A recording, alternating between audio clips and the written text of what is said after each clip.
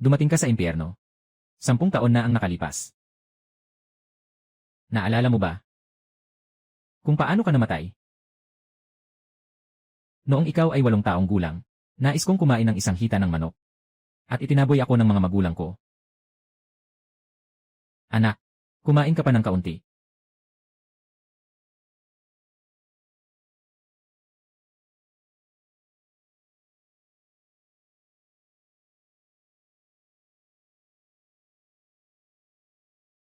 Anong ginagawa mo? Pwede mo bang kainin to? Kainin mo ang karne. Hindi kumakain ng karne si Bunso. Magiging tanga siya. Kainin mo na lang ang atsara na ito. Kasama ng pandesal na ito. Pero, itong manok na ito ay ibinigay sa akin ni Tita Zhang dahil tumulong ako sa kanya. Nang dahil dito. Kain, puro kain na lang. Umalis. Umalis ka dito. Umalis ka dito. Umalis.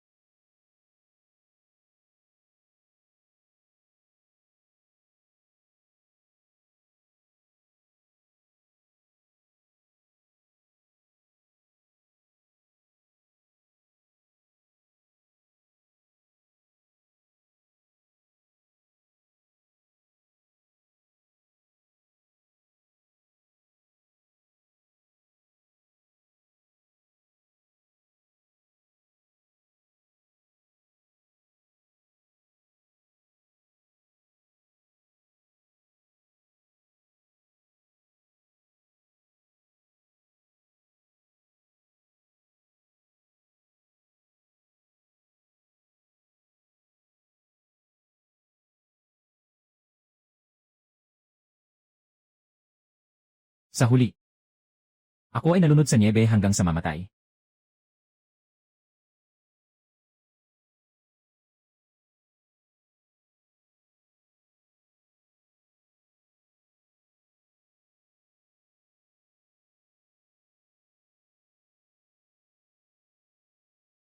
Malaki. Ikaw ay namatay ng maaga. Dahil sa paboritismo ng mga magulang at pamilya. Ngayon ay nagtatrabaho na ako sa impyerno ng 10 taon. Mayroon akong kabutihan. Bibigyan kita ng isang pagkakataon na makabuo muli.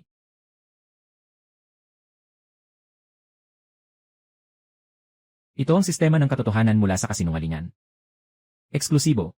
Taong mahilig magbaluktot ng katotohanan. Dalhin mo na ito. Bumalik sa mundo ng tao.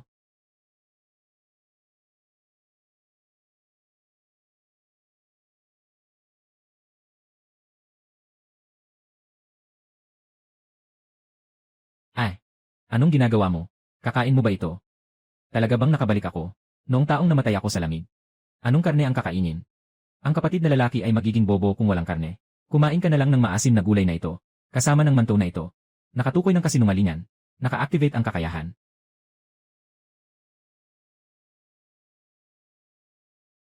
Yaozu. Naku, Yaozu, anak ko. Ano ang problema mo? Luwalhati sa mga ninuno. Luwalhati sa mga ninuno. Gumising ka, Yaozu. Luwalhati sa mga ninuno. Gising na, Yaozu. Anak, anong nangyari sa'yo? Yaozu.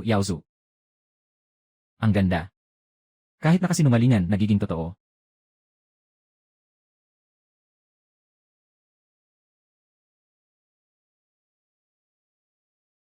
Ang dami. Zixia, halika.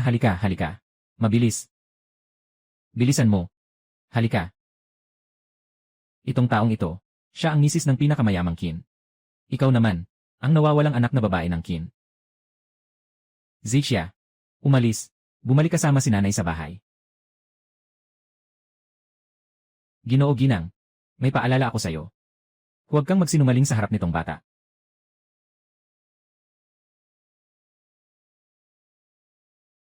Anong ginagawa mo? Huwag magpadalos-dalos. Lauli, yung tanga mong yan sa bahay nyo. Hinala niyang nagliyab ng apoy sa mga tanim. Naubos ang buong taon naming pagkain. Nasunog na ang buong bundok. Kailangan na report sa pulis at arestuhin. Pwe, putang ina mong sinungaling. Sinasabi mong anak ko ang nagliyab. Aling mata ang nakakita sa inyo? Bah! Kanina ang lalaki mo. Ang unang nakakita. Kung hindi, bakit niya? Dinala yung tanga sa loob ng bahay. Tingnan mo naman si Yaozu namin. Nanginig sa takot. Mga kababayan, pakinggan niyo ako ipaliwanag. Ang nagpasabog ng apoy. Paano naman namin maiisip na si Yaozu ang gumawa niyan? Tama. Ako ang anak kong babae. Kagabi nakita ko na nasusunog. Pagkatapos kong pumunta doon, nakita ko siyang naglalaro ng apoy sa taniman ng mais. Siya ang anak ko. Bulag lang ako. Hindi ko rin siya magkakamali. Ngayon, gagawin ko ang makatarungan kahit sa aking pamilya. Ipapasok ko siya sa kulungan. Nakatukoy ng kasinungalingan. Naka-activate ang kakayahan.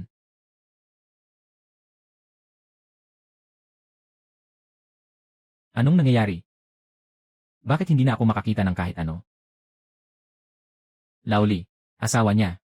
Asawa niya. Lauli. Anong nangyayari? Yung anak na babae ni Lauli sobrang kakaiba. Anumang kasinungalingan ay hindi niya pinapaniwalaan.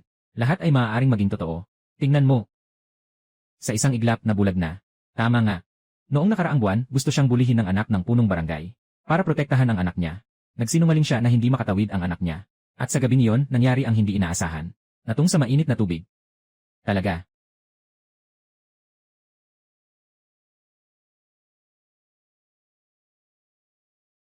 Umalis na. Ginoo. Huwag mong kalimutan, huwag magsisinungaling.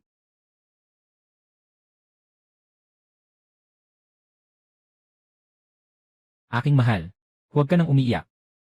Ngayon. Huwag kang mag-alala. Ang pinakamahalagang tao sa puso ng kuya ay palaging ikaw.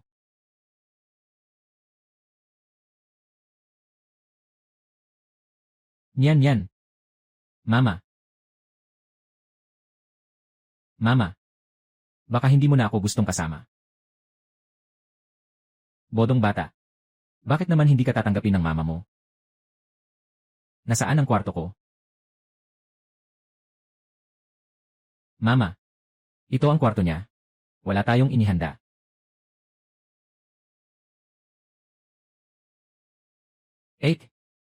Pasensya na. Sana'y ako ang may kasalanan. Tatay at kuya. Pareho silang nag-aalala sa akin. Kaya nakalimutan nilang ihanda ang kwarto mo. Dahil bumalik ka na. Ang kwarto ko ay para sa'yo na. Okay lang sa akin na matulog sa sofa. Sistema. Ano bang ginagawa nila? Nag-artista sila ng eksena ng pagmamahal ng ina at anak. Dahil ibinigay mo na sa akin. Sige, ikaw na ang magdala. Zixia. Mula pagkabata, mahina ang katawan ni Nyanyan. Hindi kasing malakas ng silid ni Chaoyang. Hayaan mo na siyang tumira dito. Si Nyanyan ay pinalaki ng spoiled mula pagkabata. Mahina ang katawan niya. Kailangan niyang magpakaaraw. Yung kwarto sa taas. Yung may open terrace. Hayaan mo na lang sa kanya. Ikaw, dito ka sa first floor. Mapula ang mukha. Parang babasagin ang balat. Tawag nila dito ay mahina ang katawan. Ganun yun. Yung host na buhok ay tuyo at kulot. Maputla ang mukha at payat. Doon masasabi na mahina ang katawan. Sige na. Huwag kang magsalita. Saan siya mahina sa katawan? Saan siya naging mahina sa katawan? Si Nyanyan. Mama. Ayaw ba sa akin ng ate? Ayaw ba niya sa akin? Pwede kong ibigay ang kwarto. Walang problema sa akin. Dapat na talaga akong umalis. Dapat niyo akong payagang umalis. Ay. Anong kalokohan yan? Zixia, hindi rin naman kami pabor. Nasinyan yan ay talagang mahina ang katawan. Kailangan niyang alagaan ng mabuti. Bakit ka nagtatanong ng ganito? Bagamat may dugo kaming magkaugnay. Pero sa puso ko, isa lang ang nakatatak sa isip ko, sinyan yan na kapatid ko. Ngayon na bumalik ka na. Sa hinaharap, ikaw na ang kapatid niya. Kailangan mo siyang unawain. Totoo na mahina ang katawan niya. Sinabi ng doktor ito, kung hindi tayo maingat sa pag-aalaga sa kanya, maaari siyang mawalan ng malay at magsuka ng dugo. Nakatuklas ng kasinungalingan. Nagsimula ang kakayahan.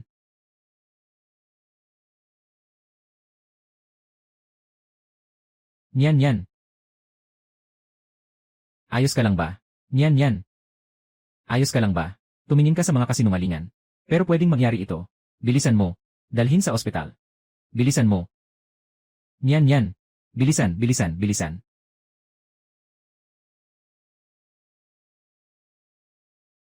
Ayusin mo ang silid na may araw sa ikalawang palapag.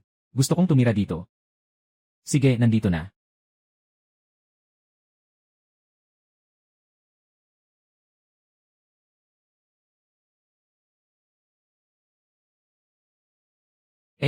Samahan mo akong maglibang. Ano na naman ang ginagawa niya? Ay naku, tara na, sige na.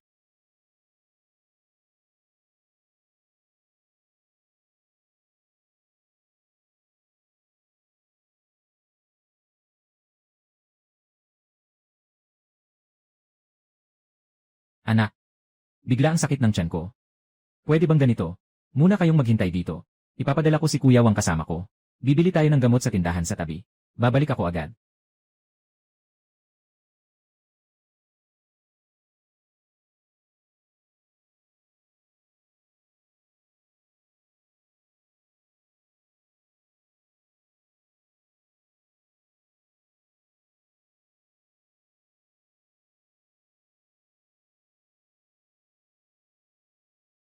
Kinyan o Kinyan. May daan sa langit na hindi mo tinatahak. Walang pintuan sa impyerno pero gusto mong pumasok. Kinyan o Kinyan. May daan sa langit na hindi mo tinatahak. Walang pintuan sa impyerno pero gusto mong pumasok. Hayaan kitang maranasan ito. Sarap ng sariling gawa.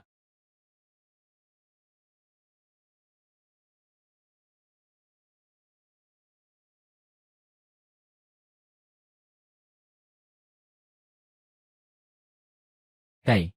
Nanay. Katatapos lang may mga kabataan na gustong mangbuli sa akin. Kung hindi dahil sa kaunting kaalaman ko sa boxing, mawawala ang aking reputasyon. Hindi na ito mapapanatili. Kailangan kong tumawag ng pulis. Huhulihin sila. Huwag na huwag tumawag ng pulis. 8. Hindi pa natin na ipaliwanag ang sitwasyon.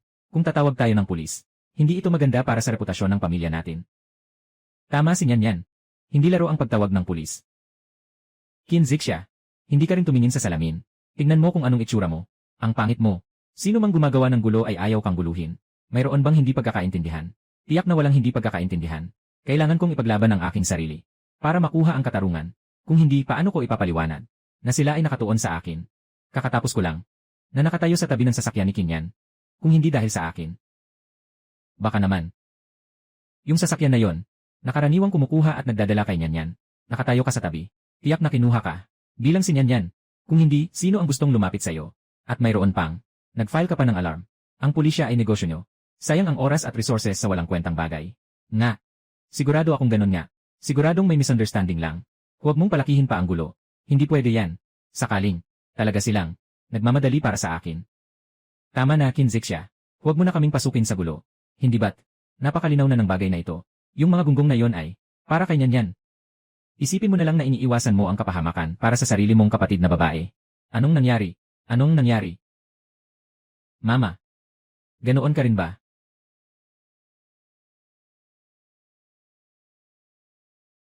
Mama. Ganoon ka rin ba? Nga. Yung mga tambay na yan, ay para kay Nyan. Wala ka namang nasaktan. Ito ay tungkol sa reputasyon ng pamilya Kin. Kaya't pinagaan na lang. Akala ko yung mga tambay na yan, ay para kay Kinyan. Nakatagpo ng kasinungalingan, nagsimula ang kakayahan. Ako. Babalik na ako para gumawa ng takdang aralin. Ikaw na.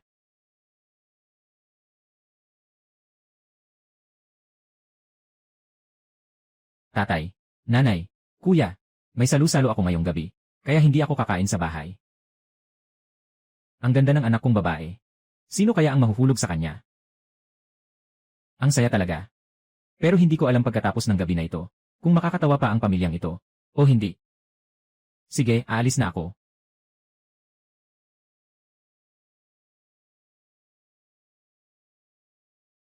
Isang bowl pa. CJ. Kumakain pa. Ikatlong bowl na ito. Mas marami ka pang makain kaysa sa baboy. Tama nga. Batang ligaw na lumaki sa bukirin. Walang kahit anong asal. Zixia. Bilang anak ng Kin. Sapat na ang 7 bahagi. Iyon ay asal. Ang labis na pagnanasa sa pagkain. Ay hindi ka aya-aya. Sige na nga. Lalabas ako. Maglalakad-lakad.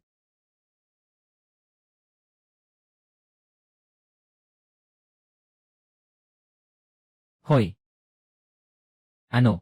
Si Nyan ay pinagtitripan ng ilang mga salbahe. Saan? Kailan nangyari yon? Kailan nangyari ito? Dad, anong sabi mo? Pag-usapan si Nyan. Mabilis. Pag-usapan si Nyan.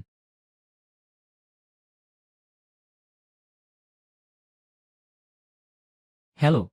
Ibibigay ko kahit ano, walang pagsisisi. Hanapin ang mga tambay na yon, na nangahas na mangbuli sa anak kong babae. Kailangan nilang magbayad para dito. Yung mga tambay na yon. Hindi kaya sila yung mga Halos nakasakit sa akin noon. Mabilis ang kilos nila Tama ang target na yon. Ganyan na si Nyanyan. Ikaw pa ang may sinasabi na walang pakialam. Si Nyanyan ay labis na naapi. Kailangan nating i-compensate siya. Ganito na lang. Ililipat ko ang 10% ng shares ng Kin Group sa pangalan ni Nyanyan bilang gantimpala sa kanya. At para sa kinabukasan, nangangatwiran pa ako kung paano ko maililipat ang kayamanan ng Kin na nagkakahalaga ng bilyon sa akin. Akala ko pa na ang paboritong ama ko ang mismo ang magbibigay nito sa akin. Tatay. Nanay. Nakalimutan niyo ba ang isang bagay? Ang anak kong ito ay umuwi.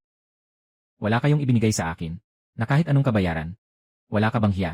Kailangan bang lahat ng bagay ninyan ay kailangan mong agawin?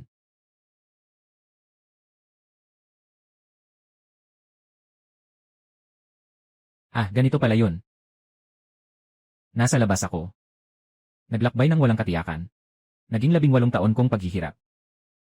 Akala ko, pag uwi ko sa bahay, makakaramdam ako ng pagmamahal ng mga magulang ko. Pero hindi ko inasahan. Ang aking katayuan ay hindi kasing halaga ng isang ampon. Tatay. Nanay. Sa tingin ko tama ang sinabi ng ate. Isa lang akong ampon niyo. Hindi ako karapat-dapat sa 0% na bahagi na ito. Mas mabuti pang ibigay na lang ang bahagi kay ate. Hintayin mo akong makabawi. Lilipat na ako mula sa bahay. Hindi na ako agaw sa pwesto ng ate. Zixia. Tingnan mo si Nyanyan. Ano ang ginawa mong sitwasyon sa kanya? Sinabi ko na. Ikaw ang aming anak. Pero si Nyanyan, ganun din siya Hindi ba't 0% lang ng shares yan? Bakit kailangan mong ipaglaban ang lahat? Hindi mo ba siya maiiwanan? Kaya pala totoo at peking anak ng mayaman Yung totoong anak ng mayaman talagang kawawa. Nagdusa ng 18 taon. Ang estado niya hindi pa kasing taas ng peking anak. Hindi maintindihan ng magulang na ito. Matagal nang naninilbihan bilang peke na anak, nakikisawsaw sa buhay ng iba. Kung hindi siya papalayasin, ayos na rin. Hindi man lang binabayaran ang tunay na anak na dapat ay pinapahalagahan. Tama na, tama na. Tumahimik ka. Huwag mo nang hayaang makita pa. Zixia. Alam ng mga magulang na ito sa loob ng maraming taon, na nahihirapan ka sa labas. Ngunit ngayon, nang bulisin yan. Kailangan natin siyang i-compensate. Huwag kang mag-alala, hindi kami magiging bias dito. Oh. Ang ibig sabihin ng hindi pagkakaroon ng paboritismo ay, mayroon din akong 0%. Kin Zixia. Nahihiya ka ba? Sa ganitong sitwasyon, nakikipagtalo ka pa sa mana. Ikaw, isang batang babae mula sa probinsya. Paano ka makikipagkumpara kay Nyanyan? At may 0% ka pa. Kaya mo ba? Mama at Papa. Pareho rin kayo ng iniisip ni Kuya. Akala niyo ba ako'y galing sa probinsya? Na maliit na bata? Zixia. Tingnan mo. Sinabi na sa'yo ni Papa. Ikaw ang aming tunay na anak na babae. Huwag kang mag-alala. Tiyak na hindi kami magiging bias. Ngunit, masyado ka pang bata ngayon. Hindi ka pa sapat ang karanasan. Ang mga bahagi ay hindi biro. Ikaw ang tunay na anak na babae ng tatay. Siguradong kalahati ka ng kumpanya. Napakamaganda ng salitang ito. Sa katotohanan, isa itong walang laman at seke. Ngunit ito ang hinihintay ko. Hindi ba? Nanay. Totoo ba ang sinabi ni tatay? Kumpanya. Totoo bang may kalahati ako? Hindi ka namin niloko. Ikaw ay isinilang ng iyong ina pagkatapos ng 10 buwan. Kaya't natural lang, na may kalahati na sayo. Nakatuklas ng kasinungalingan. Nagsimula ang kakayahan. Ang galing. Salamat, Mom at Dad. May kailangan pa akong gawin. Kaya alis na ako. Tanga. Mabilis lang. Malalaman mo rin. Kung sino talaga ang tanga.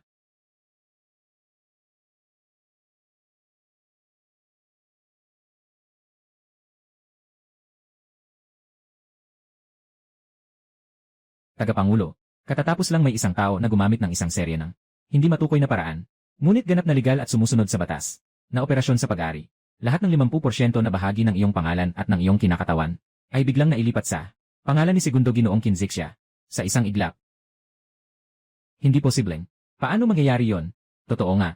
At kompleto ang mga papeles. Agad na epektibo. Ngayon, ang ikalawang anak na babae ay naging bahagi ng Kin Group. May hawak na 50% ng shares.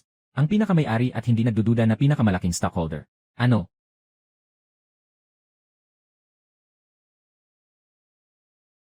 Nasaan si Kin Zixia?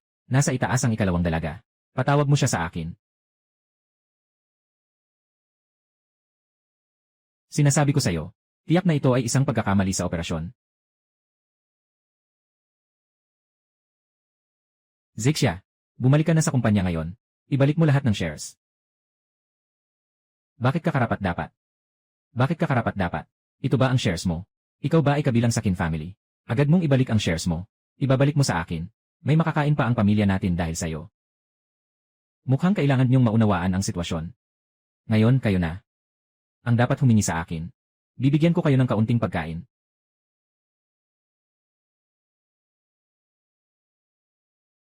Mas mabuti pang huwag niyo akong galitin. Kung hindi. Dahil sa 50% na bahagi ko. Kayang-kaya kong magpatawag ng board meeting. Paalisin kayong lahat. Sa labas. Kailangan ko pang mag-aral. Huwag mo akong istorbohin. Host, dahil hawak mo na ang kapangyarihan ng kumpanya. Susunod, kailangan mo bang alisin si Kinyan? Itong masamang babae na sumasakop sa pugad ng ibon. Palayasin mo siya sa pamilya Kin. Walang pagmamadali. May silbi pa siya. Sandali lang. Zixia. Hindi ka pwedeng mag-isa na humawak ng 50% na bahagi, di ba? Sa totoo lang. Dapat kayong tatlong magkakapatid ay maghati-hati. Sa kahit anong paraan. Bigyan mo naman ang kuya mo at sinyanyan ng bahagi. Tama ka. Ako at ang kuya ko ay tunay na magkapatid. Dapat talagang maghati sa bahagi. Ano ang tungkol kay Kinyan? Isa lang siyang ampon. Bahagi. Sapat na ang isa 0%, di ba? Kay. Nanay. Kuya. Tama ang sinabi ng ate. Isa lang akong ampon. Nakikita ko. Mas mabuti pang umalis na ako. Yan.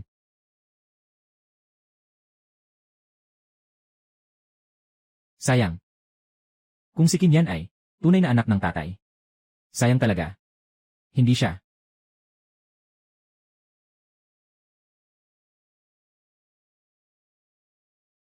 Isda. Nahuli na.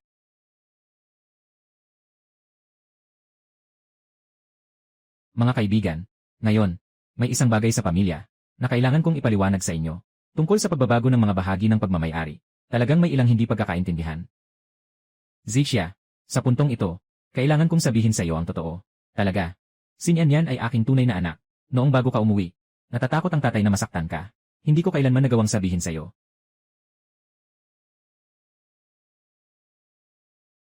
Kahanga-hanga. Dahil, kayong tatlo ay mga anak ko, na tunay. Dapat ay hati-hatiin ang mga bahagi.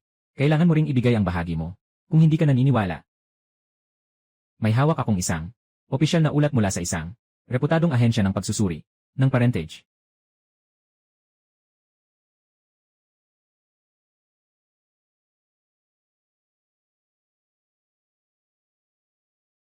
Tatay, sigurado ka ba na si Kinyan ay ang tunay mong anak na babae? Sigurado ako. Si Kinyan ay anak ko, si Kin Godong, na tunay. Nakatuklas ng kasinungalingan, nagsimula ang kakayahan. Ay talagang napakabuti niyan. Ngunit, para sa patas na pagtingin, humihingi ako na muling isagawa ang pagsusuri ng pagkakapareho ng magulang. Kin Zixia, nandito na ang ulat ng pagsusuri ng pagkakapareho ng magulang. Ano pa ang gusto mong ipagsigawan? Bakit? Walang lakas ng loob. Kung totoo man. Ano ang kinakatakutan mo? CJ, sang-ayon ako. Maaari tayong gumawa ng isa pang paternity test.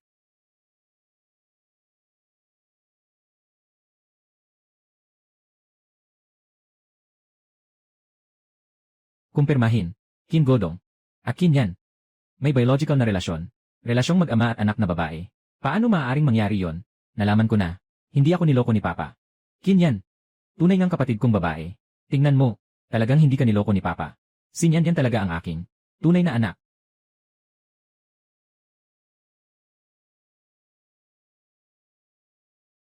Mama, huwag kang mag-alala. Narito ako. May isa pang. Tungkol sa paternity test ni Kinyan. 4. Opinyon ng pagsusuri walang kaugnayang dugo. Kin Godong, ipaliwanag mo sa akin. Kaya pala si Kinyan ay anak mo. Ngunit wala tayong anumang kaugnayang dugo. Sino ang kanyang ina?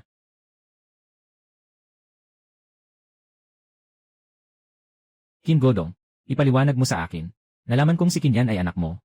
Ngunit wala tayong anumang ugnayang dugo. Sino ang nanay niya? Mahal, pakinggan mo ako. Ang ulat ng pagsusuri na ito ay tiyak na peke. Si Nian ay inampun ko. Nakalimutan mo ba? Kaya't ang ulat na ito, tiyak na peke. Tatay, kanina, sa harap ng napakaraming shareholders, sinabi mong si Kinyan ay iyong tunay na anak. Paano? Muling nagbago ng isip.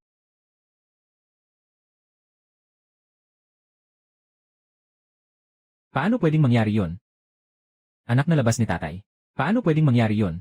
Kasalukuyang sinabi ni tatay. Sabi niya si Kinyan ay tunay na kapatid natin. Nagsisinungaling ka. Siyempre. Walang problema. Ngayon ang mga anak sa labas ay may karapatan din sa mana. Sabi niyo nga, di ba? Kim Godong, bibigyan kita ng babala. Huwag mong kalimutan ang iyong. Paano nagmumula ang kayamanan ngayon kung wala ka sa akin? Isa ka pa ring mahirap na bata. Hindi ka makapaniwala na nakabuka ng ganitong malaking anak na babae. Anong nangyari dito? Itong si Kinyan. Totoo bang anak ni Ginoo Qin? Anak na tunay niya? Baka naman. Siya talaga ang nasa likod niyan ng illegitimate na anak sa labas. Hindi inaasahan na itong Ginoo Qin mukhang isang alipin ng asawa niya. Sa totoo lang, nasa labas pa ang ibang tao. Itinago ito ng maraming taon. Malaki na ang anak na babae. Yan he. Qin, talagang kawawa. Sige na, tumahimik kayong lahat. Ang resulta ng pagsusuri na ito, tiyak na peke. Qin Zixia, ikaw, tiyak na ikaw ang may kagagawa nito. Para sa bahagi, talaga bang hindi ka nag-atubiling gumawa ng kahit ano? Ate, alam kong matagal mo nang kinamumuhian ako, dahil kinuha ko ang iyong 18 taon, na masayang buhay. Ngunit lahat ng ito, ay hindi ko kayang magpasya ng mag-isa. Kahit nasisihin mo ako, hindi mo dapat ganyan ang pagdududa sa atin, na nag-udyok sa tatay at nanay. Relasyon, Tatay. Nanay, alam ko na. Siguradong si Qin Zixia ang bumili sa ahensya ng pagsusuri. Nais na siraan ang relasyon namin. Qin Zixia, hindi ko akalain na sa murang edad mo, para sa kaunting interes, gagawin mo ang ganito kawalang prinsipyo. Pati ang sarili mong mga magulang, ay nais mong ipahamak. Sa hinaharap, ano pang mga bagay, ang hindi mo kayang gawin? Siguradong binayaran mo ang ahensya ng pagsusuri. Kailangan nating ulitin ito. Tinitiyak ko sa aking reputasyon. Ang proseso ng pagsusuri na ito ay ganap na sumusunod sa mga regulasyon. Walang posibilidad na magkamali. Kami, ang mananagot sa lahat ng legal na responsibilidad. Sino ang nakakaalam kung ang inyong ahensya ng pagsusuri ay binayaran ni Qin Zixia? Kailangan ko palitan ng ibang ahensya ng pagsusuri. Siyempre, pwede. CJ, yung pagsusuri ngayon na ahensya, nakipag-ugnayan ako. Hello.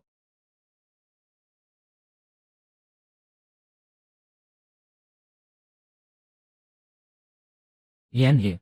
Lay, ang resulta ng pagsusuri ay lumabas na ng mabilis.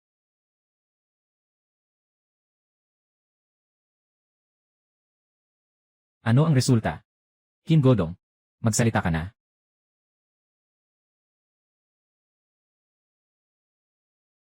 Nanay, ang resulta ng pagsusuri na ito ay eksaktong kapareho ng dati. Si Kinyan ay talagang anak ng tatay. Ngunit sa nanay, wala siyang anumang ugnayang dugo.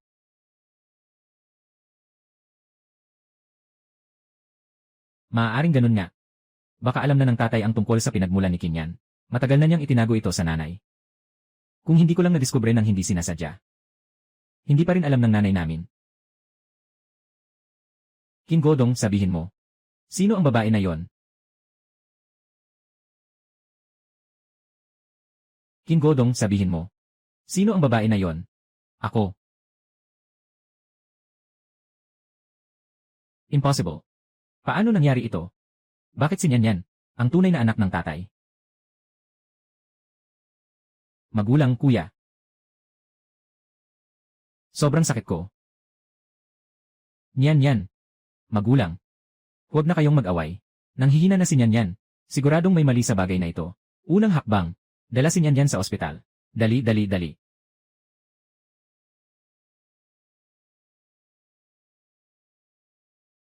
Tapos na ang meeting, magwawakas na. Sino yung babae na yon, sabihin mo? Hindi ko alam eh. Baka nagkaproblema sa resulta ng pagsusuri. Pareho ang dalawang resulta ng pagsusuri. At ang pangalawa pa ay ako ang naghanap. Paano magkakaroon ng problema? Tama na, Mom at Dad. Natutulog pa si Nian.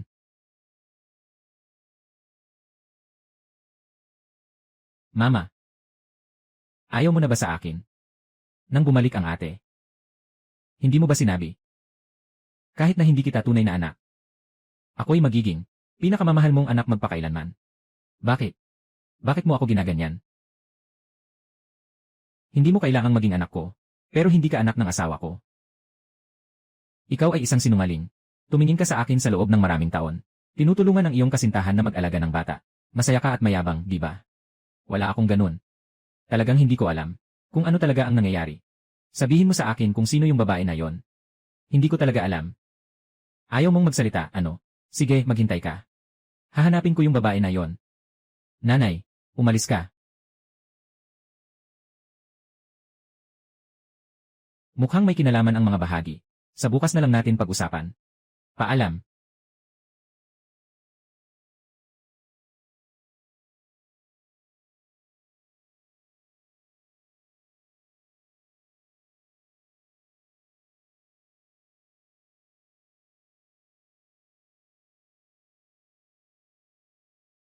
Kagawad.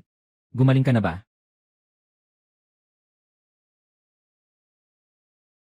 Nabalitaan mo na ba?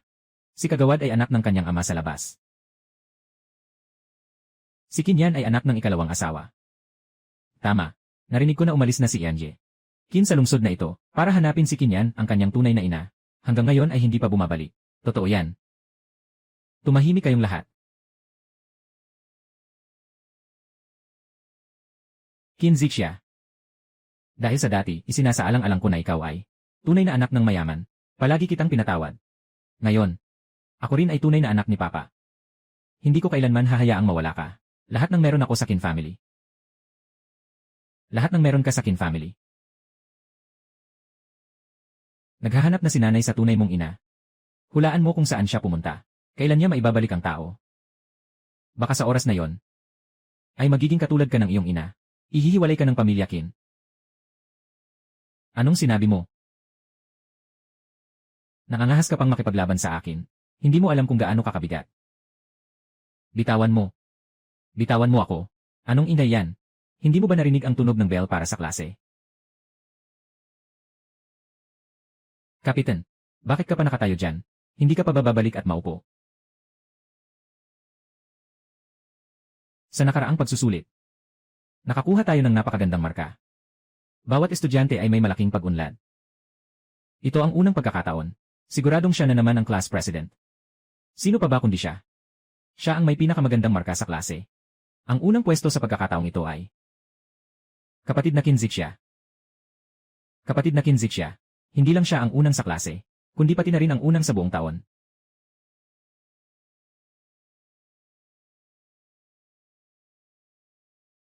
Paano mangyayari iyon? Siguradong nangopya siya.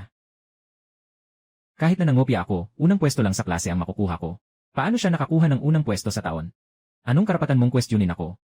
Baka ikaw mismo ang nangopya. Nang hindi sinasadyang iniisip ko, na ang iba ay nagsusugal din. Ako ang klase president. Para sa karangalan ng klase ang iniisip ko. Isa kang probinsyanong taga-bundok. Sa bahay, sobrang naghihirap na kami. Paano ka naman nakakapag-aral ng ganito kagaling?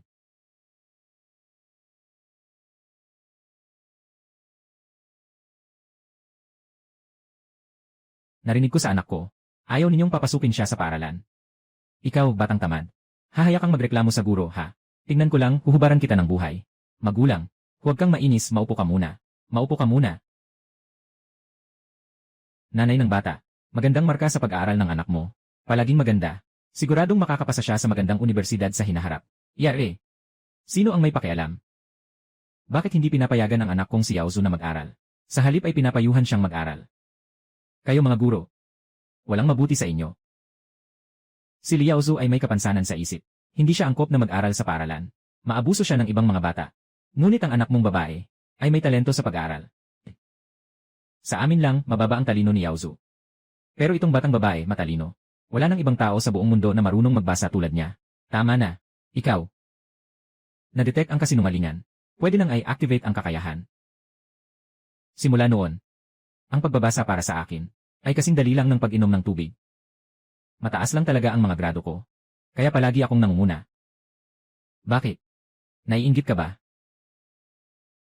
Kin Zixia. Kahit na nagsisinungaling ka, hindi ka man lang nag-ensayo. Paano posible na may taong palaging unang pwesto sa bawat pagsusulit? Laging unang pwesto. Kung hindi ka naniniwala, maaari mong tingnan ang aking mga nakaraang marka. Sa tagal kong nag-aral. Hindi pa ako kailanman nakakuha ng pangalawa. Sige na, later. Walang peking ginawa si Kinzixia sa kanyang mga marka. Nasa dati niyang paaralan. Palaging siya ang pinakamataas sa baitang. Umupo ka. CJ. Laging una siya, ha? Ang galing. Guro. Gusto kong pumunta sa banyo. Sige na. Tahimik tayong lahat. May 7 araw pa. Alam kong pagod na ang lahat. Ngunit ito na ang huling pagsusumikap. Sa linggong ito, hindi ito tungkol sa dami ng mga tanong, kundi sa estado ng isipan. Kailangan niyong ayusin ang inyong pag-isip. Kinzixia. Lalo na ikaw. Huwag na huwag magpapadala sa anumang bagay. O sinuman. Umaasa pa ang paaralan sa iyo ngayong taon. Na makakuha ng pinakamataas na marka. Lanan. Kinzixia. Pagdating mo, kinuha mo lahat ng aking karangalan. Gusto mong maging top scorer, di ba? Pinipigilan kita na makasali sa exam. Tignan natin kung makukuha mo pa rin ang top score.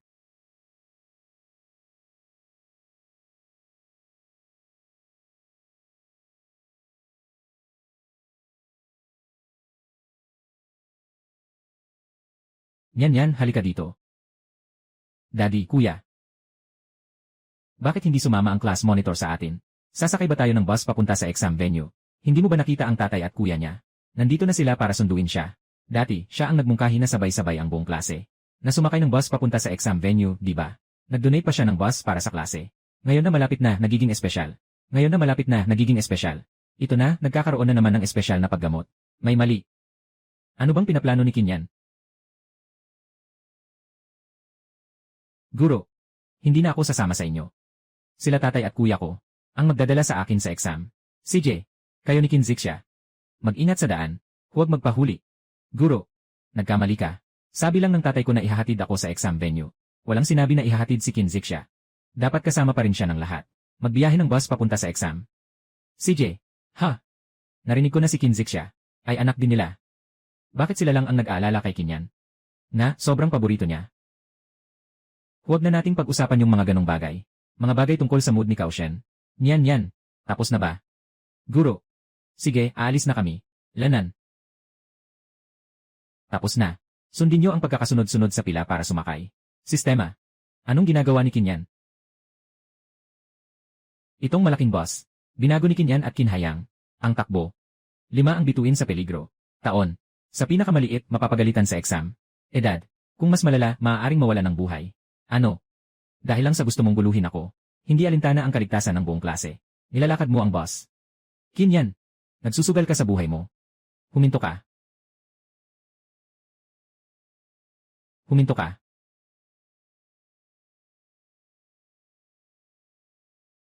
Kinzixia, ano na naman ang pinagagawa mo?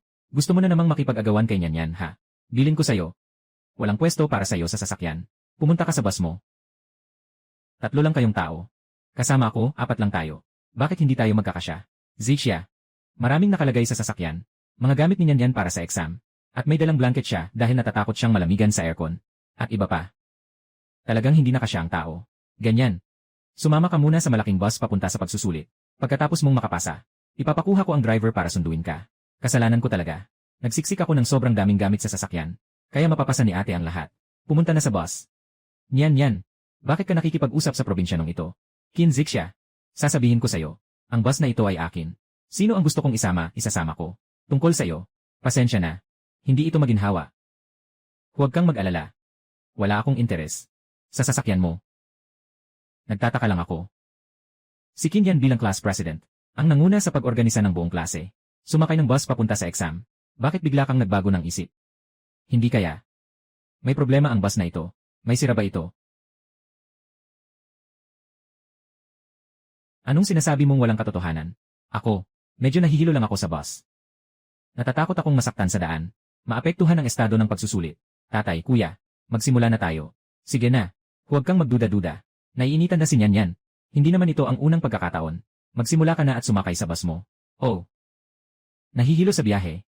Ayos lang iyon. Akala ko. May ginawang masama. Ang bus na ito. May mga taong may masamang budhi. Ayaw umupo. Nagsisinungaling ka. Mabait ang puso ni Nyan. Mas gugustuhin pang magkaroon ng problema ang sarili niyang sasakyan. Kaysa naman, na magkaroon ng problema ang boss ng mga kaklase. Hindi niya gagawin yon. Hindi siya makikialam sa boss. Huwag kang mag-isip ng masama sa akin. Huwag mong sukatin ang aking puso sa isip ng isang maliit na tao. Mag-ensayo.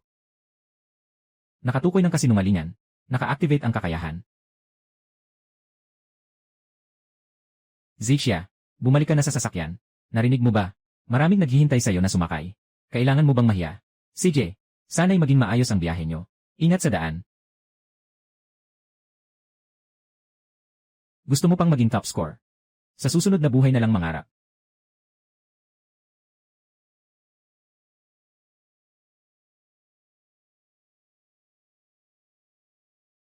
Malalaman nyo rin agad-agad. Ano ang tawag sa sariling kasalanan? Hindi pwedeng mabuhay. Kuya, bakit ang bagal mong magpatakbo? Maaga kang mahuhuli. Bilisan mo na. Ay naku, anong nangyayari sa sira nitong sasakyan? Walang lakas na ito. Kakaharap lang natin kanina. Bilisan mo na. Huwag mong hadlangan ang exam ng kapatid mong babae. Ayoko nang pakialaman pa.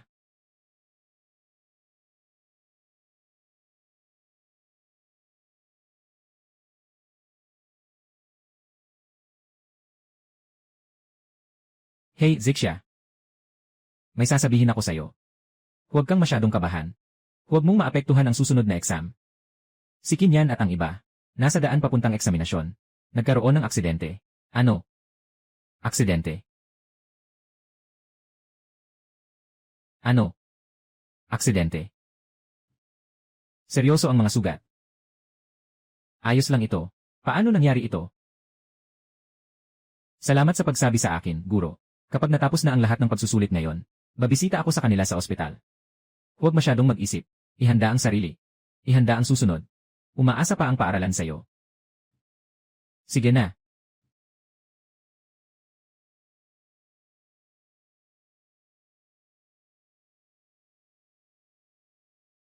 Kin Zixia. Bakit ka nandito? Siyempre, nandito ako para alagaan kayo.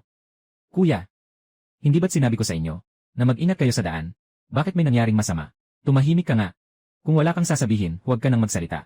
Ano nang ibig mong sabihin sa mag-ingat sa daan? Sinasadya mo bang magkasala kami? Kin Zixia. Huwag kang magpanggap dito. Bakit wala kang nangyari? Bakit walang nangyari sa boss? Bakit kailangan kong may mangyari? Mukhang ayon sa sinasabi mo. Parang ako. O yung boss na yon. Dapat may lumabas na problema. Siyempre. Huwag nang magsalita.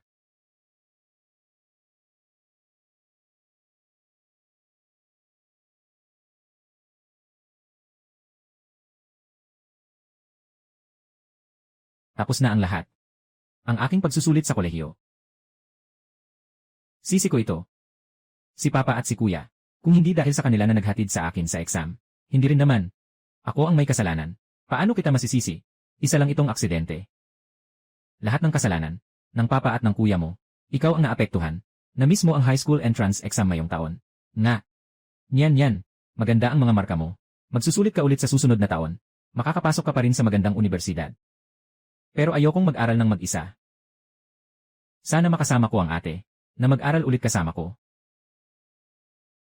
Sumpa ng burden sa, parang tatama na ang mga butil ng abakus sa mukha. Zixia, mahina ang mga marka mo. Huwag ka nang sumali sa pagsusulit sa taong ito. Samahan mo si Nyan na mag-aral muli ng isang taon.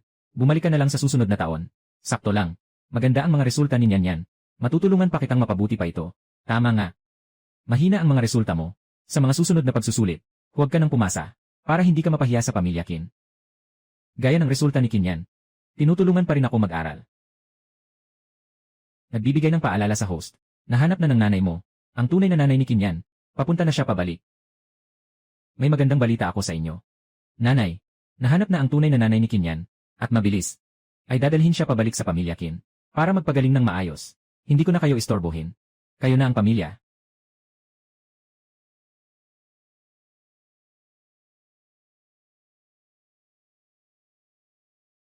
Mga kaklase, binabati ko kayo. Katatapos lang. Natapos nyo na ang pinakamahalagang pagsusulit sa kabataan. Ngayon, kayo ay nagtapos na. Kayo.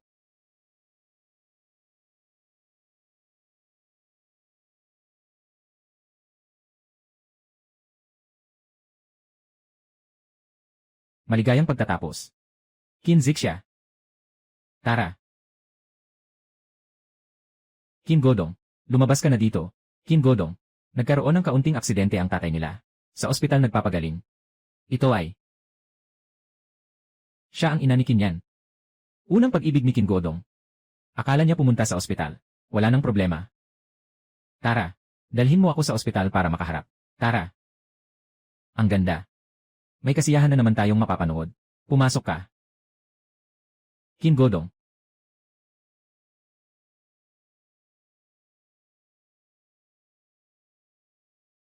Aking tunay na anak na babae. Noong ipinanganak kita noon, nawala kita sa tren. Akala ko hindi na kita makikita sa buong buhay ko. Wang Juan, si Yan Yan ay anak mo. Kim Godong, matagal na tayong hindi nagkita. Sa isang tingin lang makikilala ko na. Talagang mahirap kalimutan ang nakaraan. Wala akong asawa, ha? Kim Godong, ikaw talaga ang nanlaban sa anak ko. Si Yan Yan ay inampun ko mula sa orphanage. Nang inampun ko siya, hindi ko alam na siya ay aking. Noon, hindi rin ako sigurado kung kanino siya anak.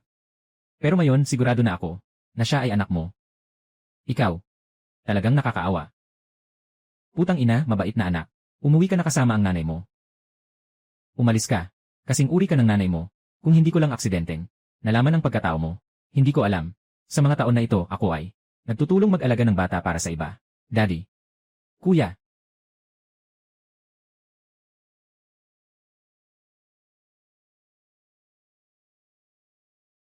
Nanay. Ito ay sa pamilya Kin. Hindi ka karapat-dapat na kunin ito. Kasama ang nanay mong ito. Lumayas ka na. Bakit, Kim Godong? Gusto mo bang sumama sa iyong unang pag-ibig?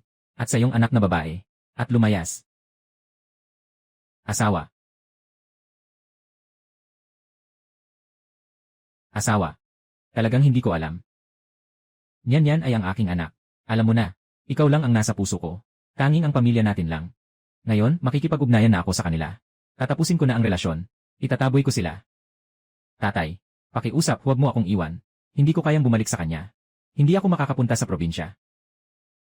Kuya, pakiusap, tulungan mo ako. Nanay, gusto mo rin bang umalis sa pamilyang Kin? Mabait na anak na babae. Tara na. Tayo na. Nanay, tatay, nanay, kuya. Asawa. Umalis ka. Asawa. Asawa. Kin Zixia. Lahat ng nangyari ay gawa mo. Ngayon, nasiyahan ka na, di ba? Maniniwala ka ba? Ipapalayas din kita sa Kin family. Ano ng karapatan mo para paalisin ako? Ako ang tunay na anak ng mga magulang ko. Dahil sa 50% ng mga bahagi ng Kin na nasa kamay ko. Dahil sa pagiging bulag at bobo mo. Na hindi alam ang tama at mali. May karapatan ka bang makipaglaban sa akin? Sabihin mo ulit. Pinipigilan kitang makapasok sa pintuan ng pamilya Kin. Kahit isang beses.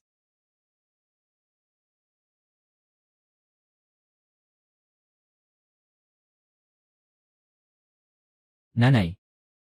Pakiusap. Patawarin niyo na si Itay. Ngayon, ang pinakamahalagang bagay ay ilipat ang ari-arian ng pamilya Kin sa aking mga kamay. Huwag mong kalimutan. Ngayon, ang Kin Group, ang pinakamalaking may-ari ng bahagi, ay si Kin Zixia. Mahal. Yung si Kin Zixia ay isang simpleng batang galing sa probinsya. Hindi nga siya marunong bumasa ng ilang salita. Mababa ang mga marka. Ano bang kakayahan niya para pamahalaan ang kumpanya? Nanay. Alam mo ba ang sitwasyon ngayon? Ano ang sinasabi ng mga tao sa atin? Sinasabi nilang wala ng tao sa pamilyang Kin. Pinapamahala nila ang kumpanya sa isang batang babae. Kung hindi siya mag-iingat, mawawasak ang ating negosyo sa loob ng isang siglo, sa kanyang mga kamay.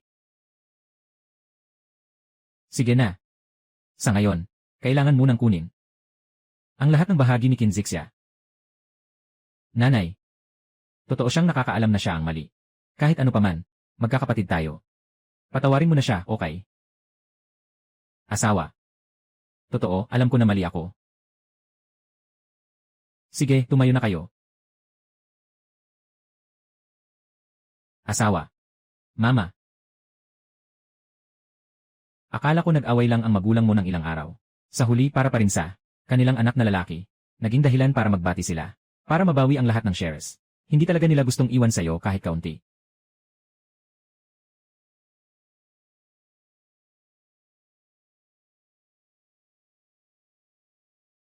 Uy. Tapos na ang oras para mag-check ng scores. Sa mga nakaraang araw, sobrang busy rin ako. Walang oras na makasama ka sa college entrance exam. Zixia, kumusta? May tiwala ka ba? Siguro, parang dati lang din naman. Siguro pareho pa rin ang dati, pangit pa rin. Ikaw, isang probinsyanong tagalabas. Mas magaling pa sa pag-aaral. Paano ka makakatapat kay Nenko? Sa mga marka mo lang, anong ikakahiya mo? Kuya. Mas mainam pang gamitin mo ang limitadong talino mo. Ilagay na lang sa kung paano kumain, uminom, umihi, at matulog. Kin Zixia, bakit ganyan ka makipag-usap sa kapatid mo? Mababa ang mga grado mo. Anong masama kung may sinasabi ang kapatid mo sa'yo? Sa tingin ko, mas mabuting ipasa na lang siya sa isang taon. Huwag na ring maghanap ng mga marka, para hindi malaman ang mga marka, at para hindi malaman ng iba, na pinapahiya tayo ng pamilya Kin. Tama. Sa tingin ko, tama ang sinabi ng tatay mo at ng kuya mo. Dapat ka pang mag-aral sa ibang bansa ng isang taon. Tungkol sa mga marka mo, walang kwenta kung mag-aaral o hindi. Sa mga marka ko, hindi na kailangan mag-recall. Yo. Hindi na kailangan mag-recall. Nakikita kong tamad ka lang. Talagang sinasadya. Para ikahiya ang pamilya Kin namin. Talagang isang batang babae mula sa probinsya. Walang ibang iniisip kundi ang mali. Hindi ka ba mag-aaral muli? Bakit? Gusto mo bang umasa sa pamilya Kin? Bilang isang salot na umaasa sa iba. Tama ba? Una sa lahat, kayo ang nagbalik sa akin. Hindi ko naman ito hiningi na bumalik sa pamilyang Kin. Pangalawa, kung hindi dahil sa'yo, bilang ama na nagkulang, hindi sana ako naipagbili sa probinsya, at nagdusa ng 18 taon. Na maging isa sa inyo, hindi karapat-dapat na tao mula sa probinsya. Hindi rin siya mabubuhay sa nakaraang buhay, na pinabayaan ng mga amain at namatay sa lamig. Sige na. Magsalita na lang kayo ng kaunti. Kay, nanay, huwag mo siyang pansinin, mabait kaming nagbigay sa kanya ng kaunting dangal. Pero ayaw niyang umalis dito. At pinili pang mapahiya.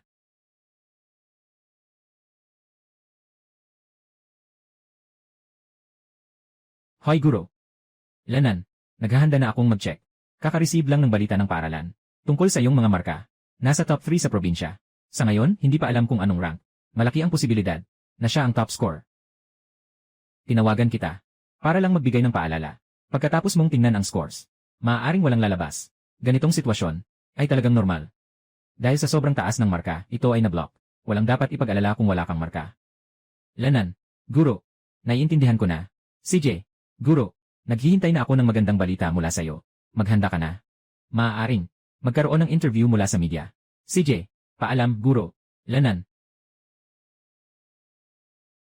Zixia, itong guro, bakit bigla siyang tumawag sa'yo? Ano bang sinabi ko? Siguro, nalaman na ang mga marka. Sobrang baba ng resulta. Natatakot ang guro na mag-isip siya ng masama. Tawagan mo siya para aliwin. Kamusta? Wala bang kahit isang kolehiyo na nakuha?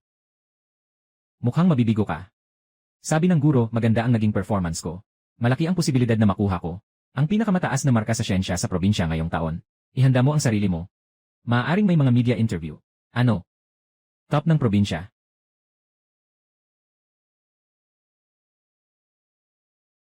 Kin Zixia. Hindi ka marunong magsinungaling ng walang script, di ba? Ikaw lang. Top ng probinsya pa. Kin Zixia. Ang pagiging tapat ay mahalaga. Alam mo ba kung ano ang konsepto ng provincial top score? Alam mo ba kung ano ang ibig sabihin yon? Sana may limit ka rin sa pagsisinungaling mo. Ang laki na ng hangin mo sa pagbubuhat ng sarili. Katulad ko at ninyan, na lumaki sa isang elitistang edukasyon. Nakapaligiran. Hindi pa sigurado. Makukuha ang top score sa probinsya. Ikaw lang. Isang probinsyanong taga-baryo. Kung makapasok sa universidad, ayos na. Ay. Kuya. Wala pa akong nakikita ang resulta. Ganito kakatiyak na mahina ang grades ko. Maniniwala ka ba? Sasagutin ko ang natitirang bahagi ng shares mo sa kumpanya. Ikaw, ako. Kin Zixia, anong kalokohan yan? Hindi ka na maintindihan ang mga patakaran ngayon. Tingnan mo ang sarili mo. Puno ng kasinungalingan. Dapat ka talagang turuan ng kapatid mo. Hindi ba't nararapat iyon? At saka, hawak mo pa ang 50% ng shares ng Kin. Anong nangyari? Gusto ko pa rin ang natitirang bahagi ng shares sa kamay ng kuya mo. Pa rin. Talaga namang nakakabaliw. Kahit na ang buong pamilya ay puno ng kasinungalingan. Sila pa ang nag-akusa sa'yo. Host, nasuri ko na ang mga resulta mo. Siguradong pang-una ka. Sige na. Gusto niyang tumaya. Sige, hayaan silang tumaya. Kin Zixia. Kung hindi ka makakapasa sa kolehiyo, kailangan mong ibigay ang 50% ng iyong bahagi sa iyong kapatid na lalaki. Ikaw mismo. Bumalik ka at ulitin ng dahan-dahan. Sige lang. Taya tayo. Sino ang natatakot? Sinasabi mong magaling ka sa pagsusulit. Ipakita mo ang mga marka mo. Sa salita lang. Kahit sino ay makakapagsalita. Tingnan natin. Hayaan mong makita ko ang iyong provincial top score. Kung gaano karaming puntos ang nakuha mo.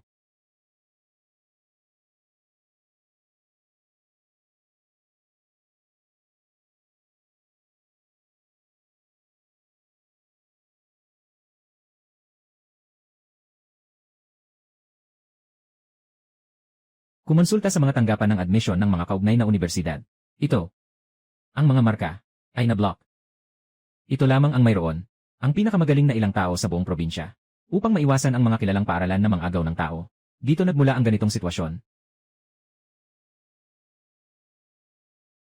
Kin Zixia. Akala mo ba mga 3 taong gulang kami? Gumagawa ka dito ng Peking website. Sino ang niloloko mo? Ikaw lang. Nasa unang ilang pwesto sa buong probinsya. Karapat-dapat ka ba? Kin Zixia. Alam ko. Lumaki ka sa bukirin mula pagkabata. Hindi maganda ang kalagayan. Ngunit hindi ito maaaring maging dahilan sa'yo. Mga dahilan para sa panlilin lang. Sabi ko na noon pa. Na huwag ka nang pumunta. Sa natitirang mga pagsusulit, diretso ka na lang mag-ulit. Hindi ka nakinig. Ngayon, nag-isip ka na naman ng ganitong paraan. Para lokohin kami. Akala mo ba'y mga tanga kami? Itong pamilyang ito. Bakit lahat sila'y mga bobo? Tama. Sila'y kasing tanga ng baboy. Akala nila ang buong mundo ay mga baboy. Kin Zixia. Anong klaseng tingin yan? Naniniwala ka ba sa akin?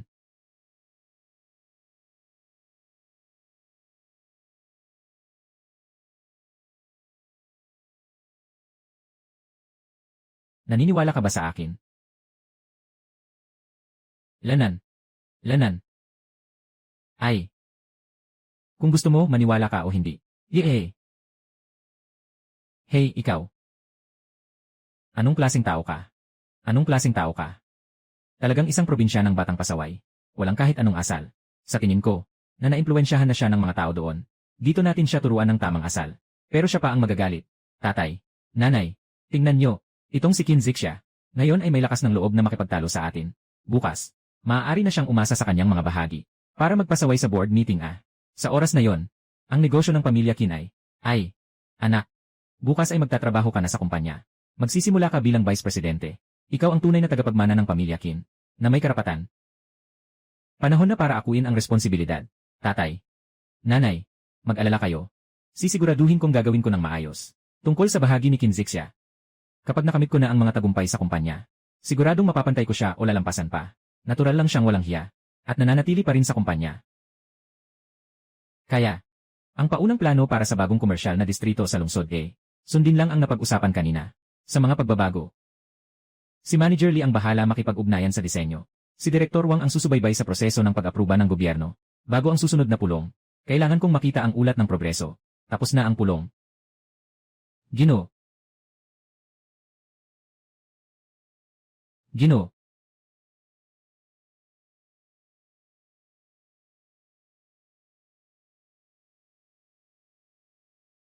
Talagang nakakatakot ang mga kabataan ngayon. Kakarating ko lang. Tungkol sa isang 18 taong gulang na dalaga. Kailangan kong kunin ang proyektong ito. Natatakot ako sa loob. Pero sa mga pulong na ito, malinaw ang mga ideya. Decisive ang mga desisyon.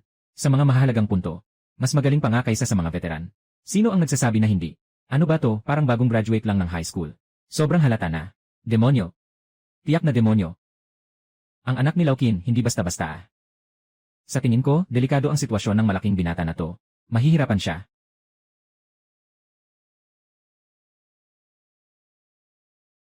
Uy. Natapos na si Ginoo Kin sa meeting. Ang laki ng dating niya talaga. May problema ba? Wala naman. Hindi ko lang ba pwedeng tingnan? Ang pinakamamahal kong kapatid na babae. Kung paano niya pinamumunuan ang bansa. Ngayon, bumalik na ako sa trabaho sa kumpanya. Kahit na mayroon ka ng 50% ng bahagi. Ano ang magagawa ni Wen? Sasakmalin kita ng buong buo. Babalik ko si Nyanyan, na may magandang ngiti. Sa tingin mo, huwag kang mangarap. Kayo dalawa, ay magkakasama lamang na magkikita. Ikaw. Kin Zixia, huwag kang magyabang. Maging sa huli, magiging akin ang kumpanya. Ikaw, isang babae. Kailangang magpakasal balang araw. Ang mga negosyo ng Kin, paano napunta sa'yo? Tama nga. Kahit gaano pa kaganda ang kumpanya ng Kin, ito pa rin ay pag-aari ng Kin. Kaya, ang gusto ko, ay ganap na. Ito ang kumpanya na pag-aari ko, si Kin Zixia. Huwag kang mag-alala. Basta't hindi mababangkarote ang kumpanya. Hahawakan ko ng mahigpit ang 50% ng bahagi sa aking kamay, at ikaw ay karapat-dapat lamang na maapakan ko. Kin Zixia, gusto mong maniwala, hindi magyayari na magka-bankrupt ang kumpanya. Karapatan sa shares. Muling kukunin ko rin ang mga yon. Ikaw na hindi marunong magbasa ng ilang letra. Probinsyana. Ipapasa ko ang kumpanya sa'yo. Maaaring maubusan din ng pera balang araw, normal lang yan. Pero hindi pwede yon. Kung masira ang kumpanya, Hindi ba't maghihirap ako? Qin Zixia. Malapit ka nang maghirap.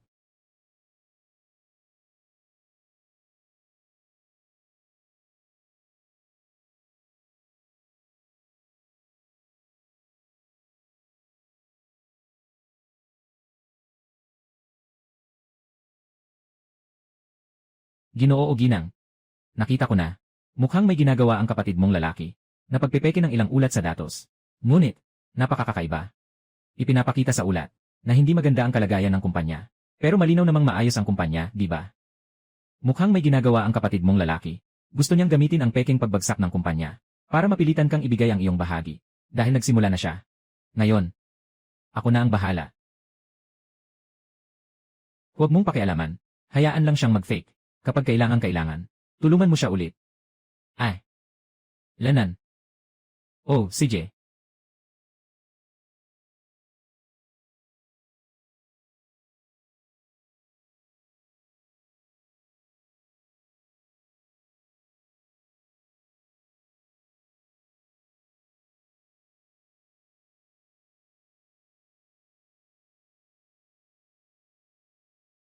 Yan. Paano mo nagagawa ang ganitong trabaho? Kuya. Anong anak ng sino ka? May oras ka bang tumakbo sa piggery namin? Sinasabi mong marumi, di huwag ka nang pumasok. Ganyan mo ba alagaan si Nyanyan? Ay. Hayaan mo siyang mag-alaga ng baboy. Hindi ka ba niya ina? Hindi ako ang kanyang ina. Talaga bang ikaw? Pinalayas kayo ng pamilya Qin. Ngayon, nagkukunwari kayong mabuti. Ako. Ikaw. Kuya. Gusto kong bumalik sa pamilya Qin. Dito. Hindi ko na kayang manatili dito buong araw. Yan. Siguradong may paraan si kuya para dalhin ka. Pabalik sa Qin family. Magtiis ka pa ng kaunti. Nagsimula na akong kumilos. Talaga ba? Kapag nakuha ko na ang mga bahagi, agad kong itataboy si Qin Zixia, mula sa kumpanya, at mula sa Qin family. Gaano pa katagal ang dapat kong hintayin? Hindi ko na kaya ito. Talagang gusto ko nang magpakamatay. Huwag kang gumawa ng mga hangal na bagay. Ganito. Mamaya ay magpapadala ng tao ang kuya para sunduin ka pabalik sa pamilya Qin. Hihingi ako ng tawad para sa iyo kay mama. Okay ba? Lanan.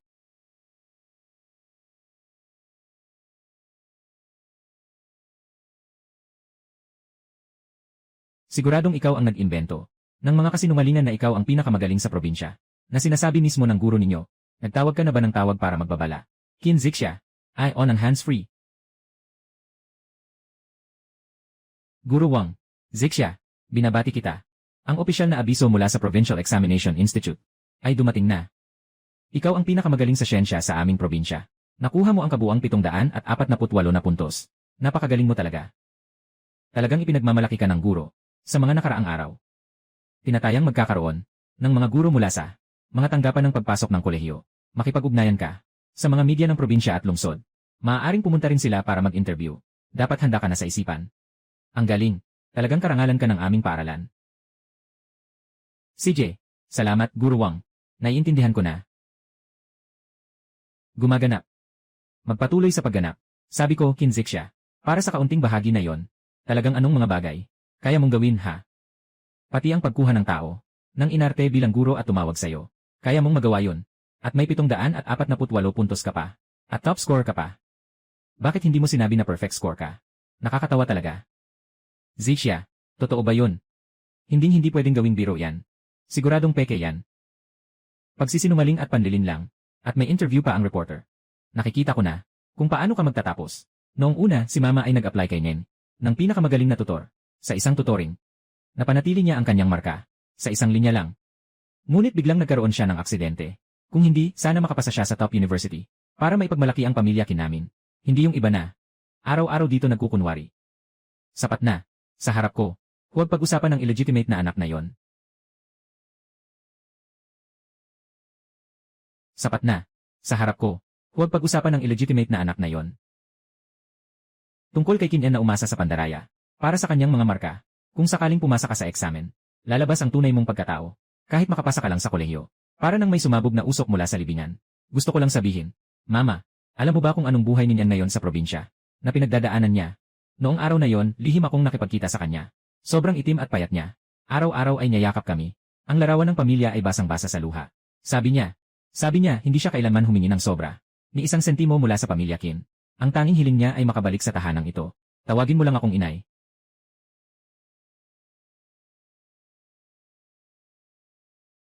Inay. Itay. Punta tayo doon para mag-usap. Sige ba? Inay.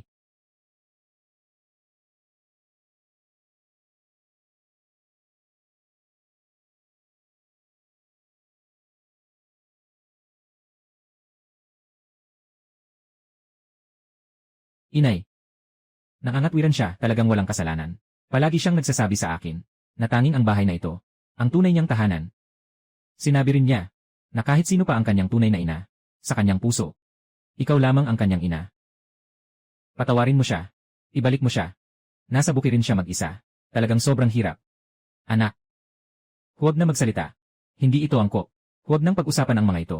Mga bagay na hindi nakapagpasaya sa iyong ina. Ang kapatid kong ito. Talagang puno ng pagmamahal at pag-iisip kay Kinyan.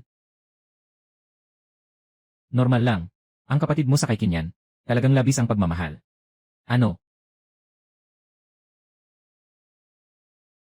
Hindi nakapagtataka na siya kay Kinyan. Halos walang kondisyon ang pagtrato, pagkiling at pagtatanggol. Kahit na paulit-ulit akong pinatatamaan. Ganito pala yon.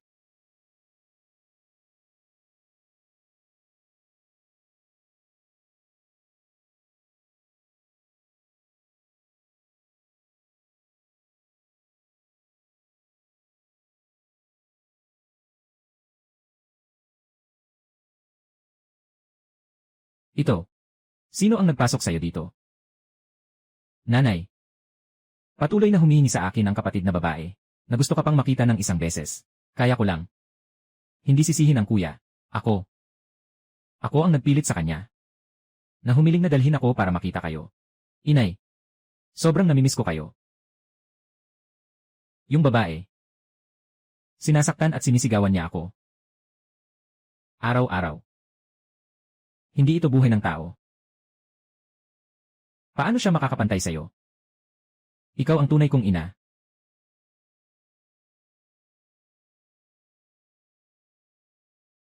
Isa lang ang ina ko, ikaw. Ikaw lang ang kinikilala kong ina. Pakiusap. Hayaan mo akong bumalik.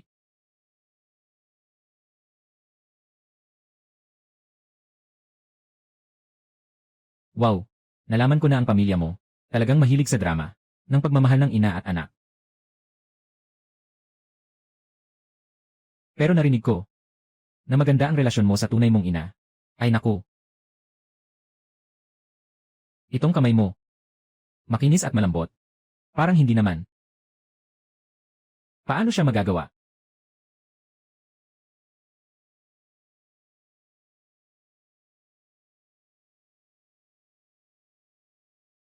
Dali, dali, dali. Isuot mo itong damit.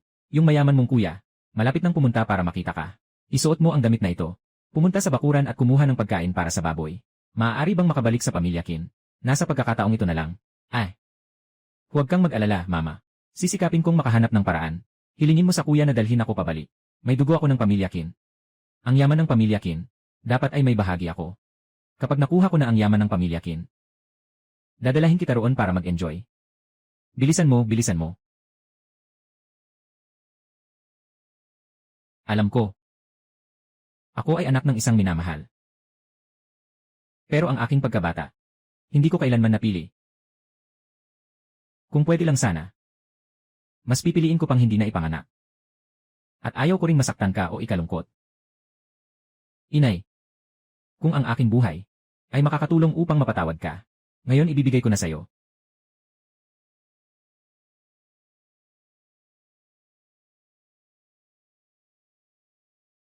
Niyan yan.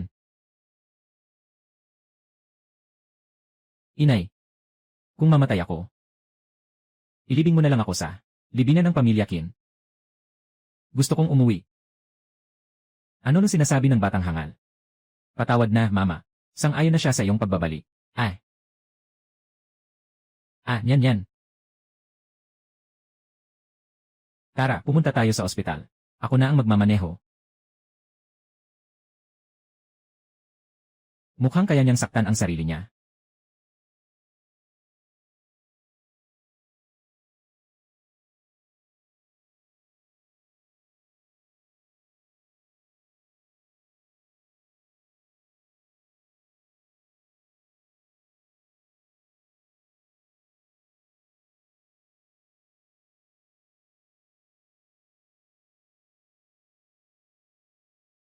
Kinzik siya. Nakita mo rin kagabi. Kaysa sa ikaw na tunay na anak na babae ko. Mas mahal pa ng mga magulang mo at ng kuya mo. Mukhang mas pinapahalagahan nila ako. Binigyan ka nila ng ganitong katagal. Pero ganito ka pa rin kababa ang tingin sa sarili mo. Ngayon na nandito na ako balik. Magiging maganda na ang mga araw mo. Tapos na ito. Kinzik siya. Nagsasalita ako sa'yo. Pabibo. Ikaw.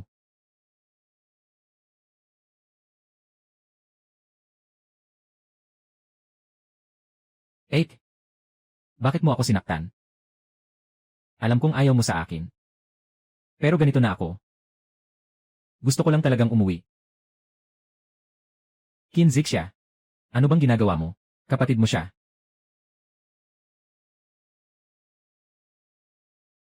Halika, tuminala ka.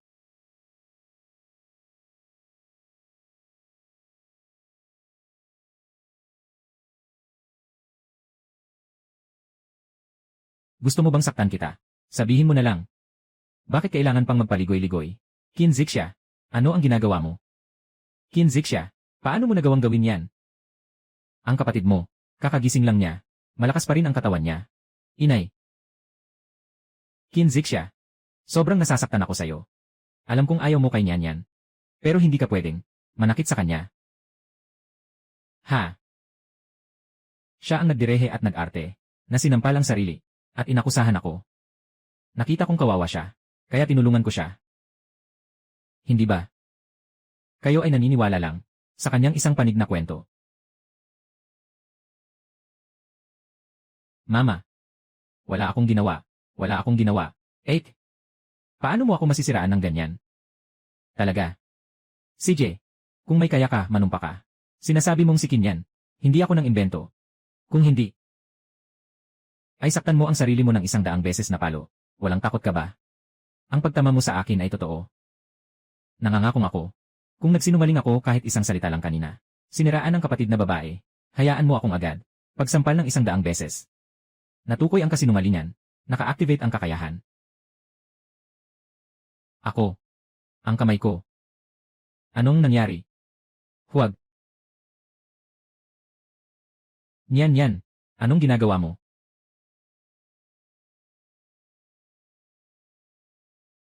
Nyan. Anong ginagawa mo? Nyan.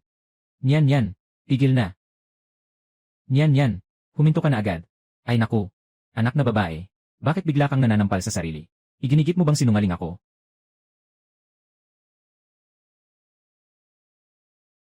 Siya yun. Siguradong siya ang may gawa nito. Ako lang. Itinatagong anak na babae na hindi pwedeng makita. Dapat hindi na sana siya bumalik. Na nagdulot ng hindi kasiyahan. Sa tunay na may-ari ng yaman. Karapat dapat ako. Sana. Nabatukan ko ng 100 beses. Maaari bang huwag mo na akong targetin? Maaari bang payagan mo akong bumalik sa pamilya Kin? Kinzik siya. Tingnan mo, anong ginawa mo sa kapatid mo? Napilit mo na siya sa ganitong kalagayan. Ganito na siya. Ano pa ang gusto mong mangyari? Huwag mo siyang pigilin. Humingi ka ng tawad sa kanya. Ikaw na rebelde. Kung hindi ka pa magpapatawad kay Nyanyan, ako, wala na akong anak na gaya mo. Siya ang nagsinungaling. Nais na ako ay maparatang. At saka, sa ganitong kalagayan ngayon, pinatigil ko siya. Siguro, hindi rin siya makakapigil. Anak, tumigil ka na. Papatayin kita. Matapang ka pa na manakit sa akin. Kaya mo ba? Asawa. Anak.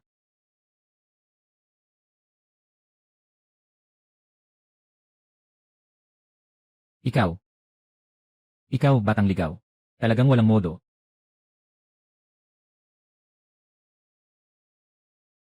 Nyan. Ang mukha mo.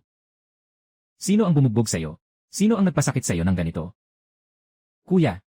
Huwag mong sisihin si ate. Kasalanan ko ito. Nainis ko si ate. Walang kinalaman si ate dito. Kinzik siya. Hindi maganda ang kalusugan ni Nyanyan. Bakit ka pa nagpakaseryoso? Ikaw ba ay tao pa? Bakit ka ba ganito ka-emosyonal? Hindi kaya. Si Kinyan ang mahal mo. Ay naku. Hindi pwede yan. Kayo'y dalawa. Pero magkapatid kayo sa ama ngunit iba ang ina. Qin Zixia, siya ang kuya mo. Paano mo siya maaring ganyanin? Tama. Paano ko naman maaring magustuhan si Nyanyan? Wala kaming higit pa sa ugnayang magkapatid. Talaga ba? Kung ganyan, magpakasiguro kang manumpa ka. Sabihin mong wala kang ibang intensyon kay Kinyan. Kung hindi, magiging dahilan ito para maaksidente ka. Mabalian ka ng binti sa labas. Qin Zixia, ano bang pinagsasasabi mo? Ako. Nagtataka lang ako. Bakit? Hindi ka makapangako, kuya. Tama ba? Nahulaan ko ba? Nangangako ako. Kung tungkol kay Nyanyan, may bahagyang masamang hangaring iyon. Paglabas ko, nabundol ako ng sasakyan at nabali ang binti. Nasiyahan ka na ba? Natuklasan ang kasinungalingan. Pag-activate ng kakayahan. Nasiyahan. Sobrang nasiyahan ako. Ngayon, ano ang gagawin mo? Sinasaktan ng sarili. Humingi ng tawad kay Nyanyan. Kayo. Ganito rin ba ang iniisip niyo? Naniniwala ba kayo na dapat akong saktan ng sarili ko? At humingi ng tawad kay Kinyan? Kung hindi, ano ang dapat gawin? Walang kahit anong edukasyon. Pinagsakitan mo siya. Siyempre, dapat kang humingi ng tawad. Qin Zixia. Sobrang-sobra ka na ngayon. Kailangan mong humingi ng tawad kay Nyanyan. Nalaman ko na. Akala ninyo lahat. Dapat ba akong humingi ng tawad sa kanya? Pero siya mismo ang sumuntok sa sarili niya. Wala naman akong kinalaman dyan. Bakit ako hihingi ng tawad? Ako. Hindi. Ikaw. Kuya. Nais ko lang sanang ipaalala sa'yo. Ang mga pangako ay dapat talagang pag-isipan. Dahil nagbigay ka ng matinding pangako. Kaya, tandaan mong mag-ingat kapag umaalis ka, ha?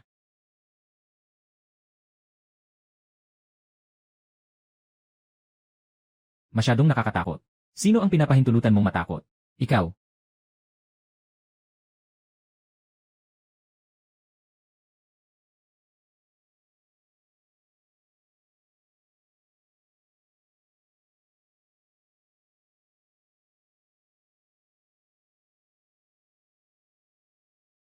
Anak. Kuya. Anak.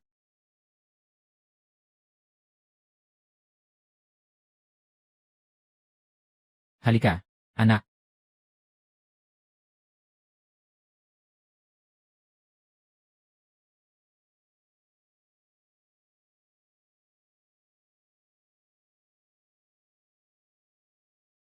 Magulang. Sa tingin niyo ba? Si ate ay medyo kakaiba. Anak, ikaw. Anong iniisip mo? Nga. Naaalala. Isa siyang probinsya ng wild girl. Huwag kang matakot.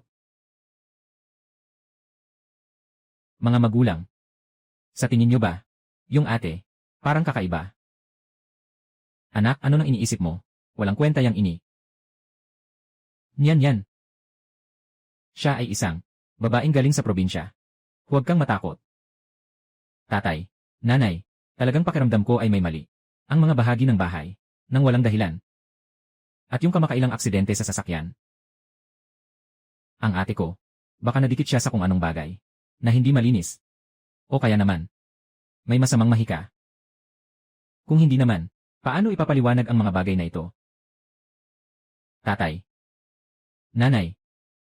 Mas mabuting maniwala na mayroon, kaysa sa maniwala na wala. Kung hindi, maghanap ng isang guro para tingnan.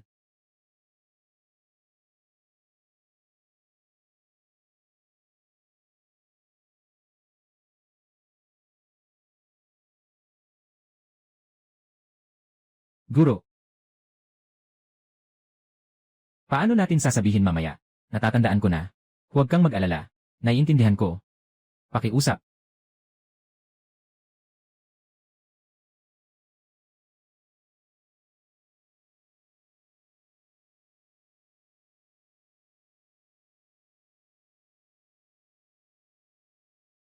Ginoong babae. Talagang napakaganda ng iyong mukha. Mataas ang iyong ilong. Malinaw ang mga mata. Tunay na tanda ng malaking kayamanan at kapangyarihan. Nakakapagbigay ng swerte sa pamilya. Nagdadala ng swerte sa mga magulang. Bituin ang kapalaran ng asawa.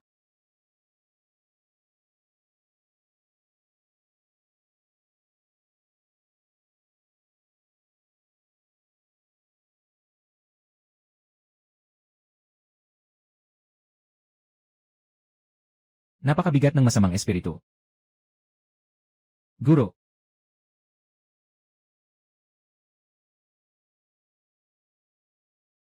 Masyadong matapang ang masamang nilalang. Bakit hindi ka pa lumalabas?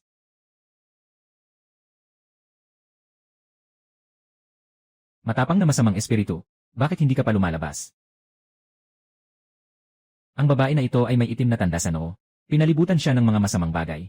Siya ay nahawaan na. Kung hindi matanggal ang masamang espiritu na ito, maaaring magdulot ito ng kaguluhan sa tahanan. Patuloy ang mga sakunang may kinalaman sa dugo. Kailangan agad gumawa ng ritual para alisin ang masama. Pakiusap guro, agad na itaboy ang masama. Lanan. Itaboy ang masama. Sa taong tulad mo, isang manloloko. Masyado kang mapagmataas para sa mga masamang espiritu. Guro, ako.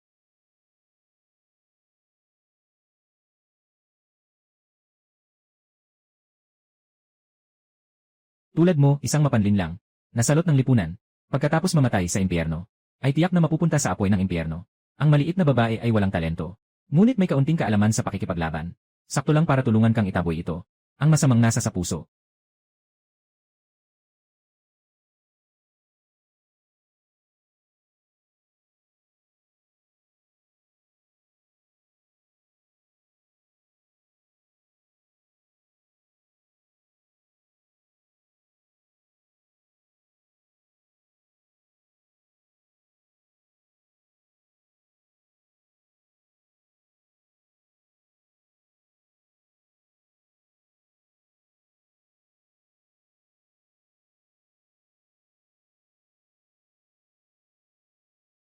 Ngayon, naalis na ang masasamang espiritu. Sino pa ang gustong sumubok? Ngayon, naalis na ang masasamang espiritu. Sino pa ang gustong sumubok?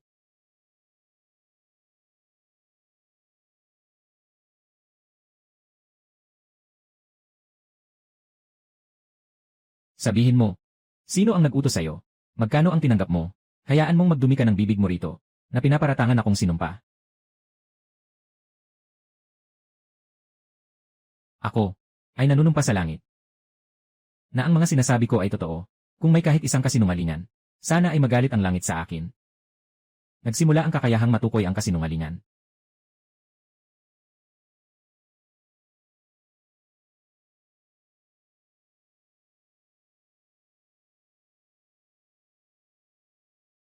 Swerteng pagkakataon.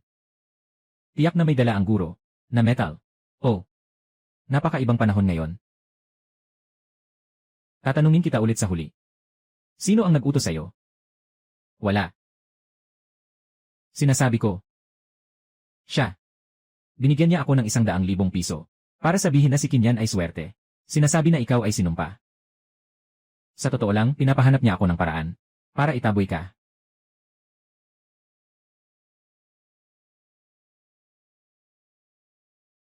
Ang sinasabi ko ay totoo. Huwag mo na akong saktan. Ayoko na sa pera na yan. Inay. Sobrang nakakatakot.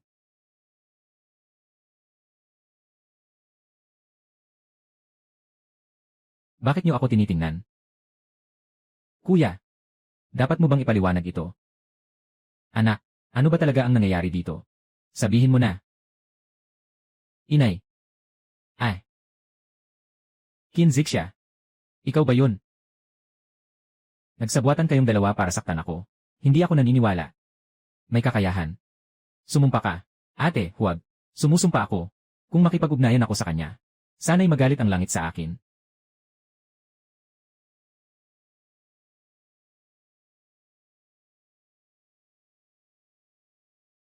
Anak. Tawagan mo ang doktor. Anak.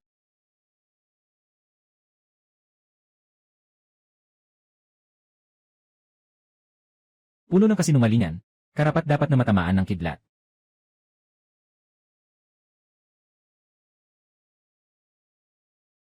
Guro Wang. Zixia. Magandang balita. Mula sa istasyon ng telebisyon ng probinsya. At mga mamamahayag ng pahayagan. Lahat ay gustong makapanayam sa'yo. Ang bagong probinsyal na kampiyon. Kailan ka magiging available?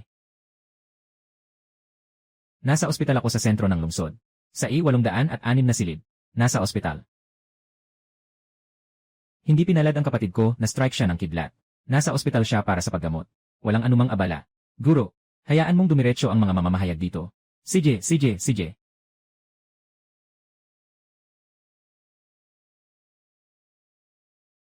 Bakit ka nandito?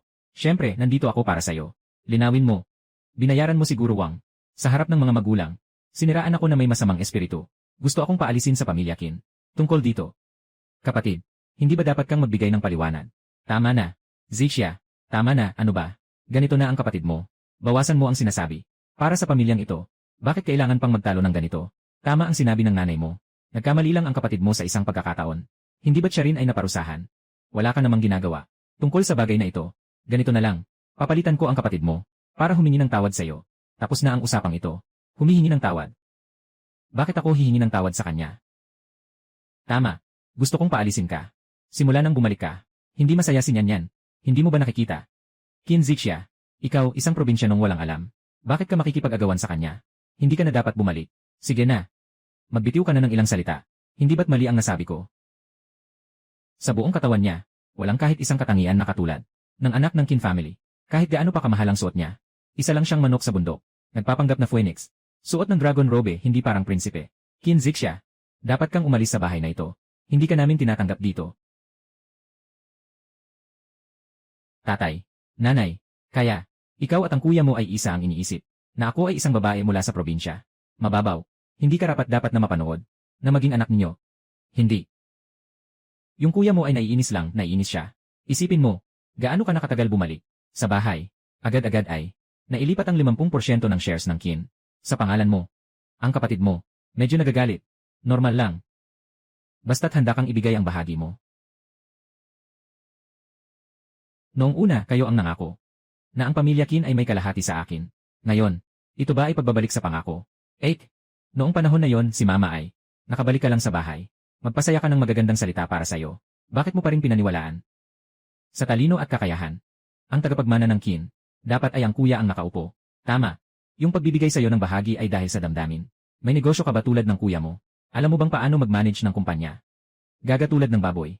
At hawak pa rin ang kalahati ng kumpanya. Hindi magpapasa.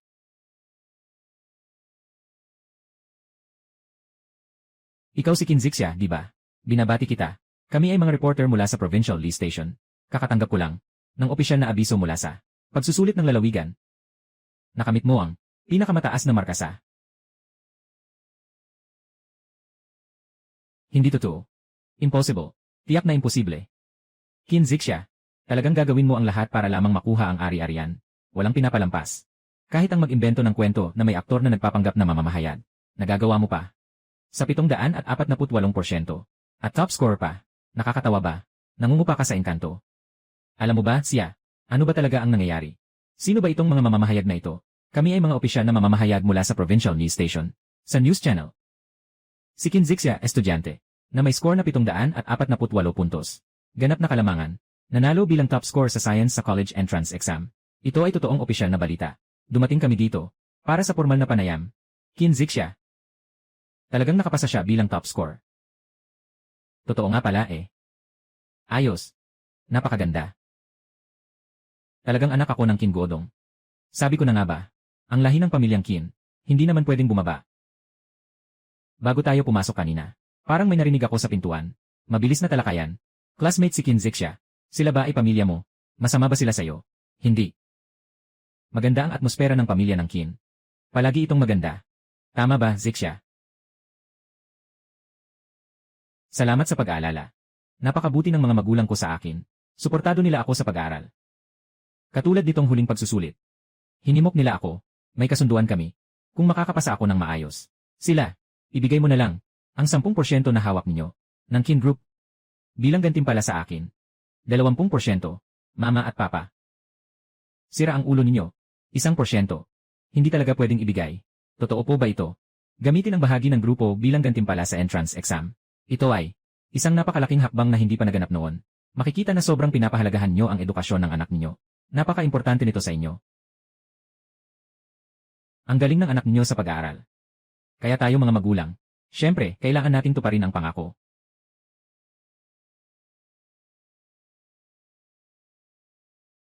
Sige, basta makaraos. Sabi-sabi lang naman. Wala namang pinirmahang kasunduan. Pagkatapos, Sabihin na lang natin sa kanya. Nagtatawa lang tayo. Ano ang magagawa niya sa atin? Tama nga. Tayo bilang mga magulang, ang mga bagay na ipinangako sa mga anak, ay tiyak na aming tutuparin. Nakatuklas ng kasinungalingan, nagsimula ang kakayahan.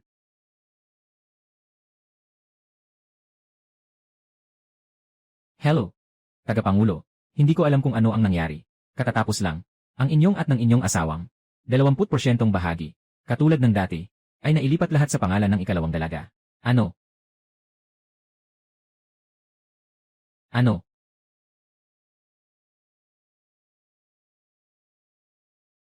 Asawa. Asawa. Asawa. Tatay, kumusta ka? Asawa. Tatay. Doktor, tawagin mo ang doktor. Tatay. Tatay, kamusta ka? Ito. Ito ay dahil sa sobrang saya, nawalan ako ng malay. Lanan.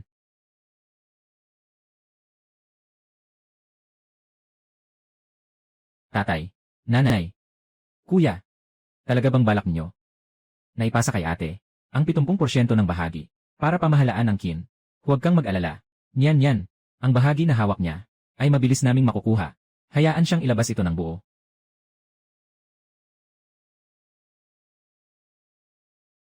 Ginoo, ang mga bagay na inutos niyo dati, ay tapos na. Sa kasalukuyan, ang buong kumpanya ay nasa estado ng pagkasira ng pondo, malapit ng mabankrupt.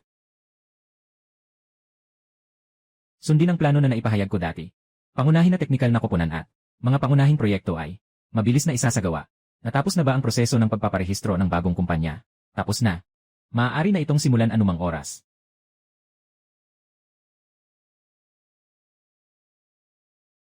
Ngayon, kailangan ko nang umuwi para tumulong.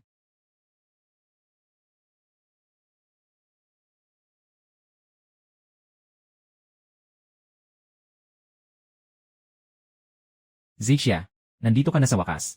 May malaking problema sa kumpanya. Malapit nang maputol ang pondo. Ngayon, ikaw na lang ang makakatulong. Makatutulong ka sa kumpanya natin. Agad mong ilabas ang lahat ng iyong shares. Ibigay mo lahat sa akin. Hayaan mong magamit ko muna. Kung hindi, tunay na mawawala ang pamilya Kin. Anong sabi mo? Mauwi sa bankruptcy ang Kin family. Totoo nga. Dahil sa biglaang pagbabago ng mga bahagi, maraming problema ang lumitaw sa kumpanya. Agad mong ilipat ang bahagi sa tatay mo. Kapag naging matatag na ang kumpanya natin, ibabahagi ni tatay sa inyo ng mga magkakapatid. Huwag kang mag-alala. Ikaw ay tunay na anak ng ina ko. Paano naman kita pababayaan? Nakatagpo ng kasinungalingan. Walang katotohanan. Lahat ay laso na nakabalot sa asukal. Kin Zixia, alam mo ba? Dahil sa mga bahagi na nasa kamay mo, nagkaroon ng krisis ang kumpanya. Panahon na para sa iyo na magbayad ng iyong mga kasalanan. Kakaumpisa ko lang sa paghawak ng mga bahagi. Malapit nang magsara ang kumpanya. Bakit ako ang dapat sisihin? Zixia, tama ang sinasabi ng kapatid mo. Mahirap man pero totoo. Tungkol sa pamamahala ng kumpanya. Lalo na sa pamilya natin, ang Kin. Ang ganitong malaking kumpanya. Sa huli ay hindi isang babae. Ang dapat humawak ng mga bagay. Ipasa mo na lang ang bahagi mo sa kuya mo. Kapag ikinasal ka na. Ito rin ang pinakamalaking lakas mo ah. Zixia. Sinasalita ko ito, anak. Sa hinaharap. Siyempre, gagamitin ng tatay ko ang lahat ng koneksyon niya. Para tulungan kang makahanap ng tamang kapareha. Na magmamahal at mag-aalaga sa'yo. Para makasal ka ng maganda. Tungkol sa kumpanya. Huwag ka nang makialam. Iwan mo na lang sa mga lalaki ang pamamahala.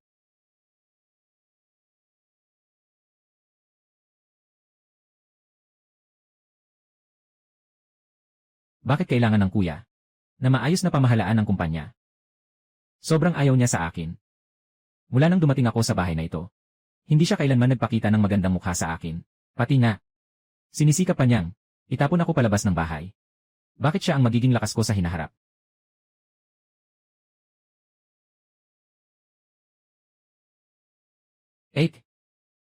Kuya, laban sa'yo. Lahat ito para sa akin. Nandito ako, para humingi ng tawad sa'yo para sa kanya. Pakiusap. Ibalik mo na ang bahagi mo. Ayaw mo ring makita na ang buong pamilya namin. Nagpapakahirap na lang tayo. Kilala Zixia, ngayon ay na-expose ka na sa negosyo ng kumpanya, di ba? Naintindihan mo na ba itong ulat? Totoo ngang nasa krisis ang kumpanya natin, at hindi na mapigilan ang sitwasyon. Kung magpapatuloy ito, talagang mawawasak na ang pamilya Kin. Totoo ba?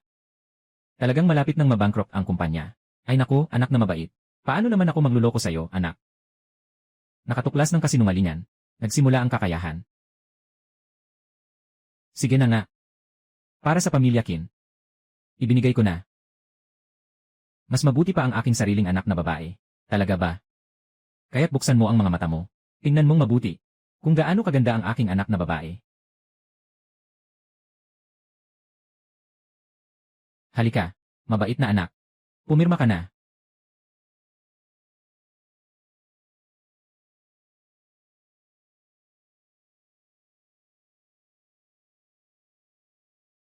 Yung naunang paglipat ng shares, lahat iyon ay isang pagkakamali. Ngayon, naayos na ang lahat. Chairman, may masama tayong balita. Nakatigil ang pondo ng kumpanya. Shaigong. Huwag kayong mag-alala. Pik ito. Ito ay isang plano na ginawa ko. Ang layunin ay, makuha muli ang bahagi ng kumpanya. Totoo ito. Natapos na ng financial director. Ang komprehensibong pagsusuri ng pondo. Nakatuklas siya ng isang malaking butas sa pondo ng kumpanya. Naganap na iba sa naunang budget. Tama ba? Ano? Thailand. Ano? Kinzik siya. Ano bang ginawa mo talaga? Bakit biglang naputol ang daloy ng pondo ng kumpanya? Babae. Anak. Anong sinasabi mo? Hindi ikaw ang nagsabi na nagkaroon ng problema sa daloy ng pondo ng kumpanya. Ngayon, naibalik na ang mga bahagi. Ikaw ang namamahala sa operasyon ng kumpanya. Bakit nagkaproblema? Bakit ako pa ang tinatanong mo? Tatay.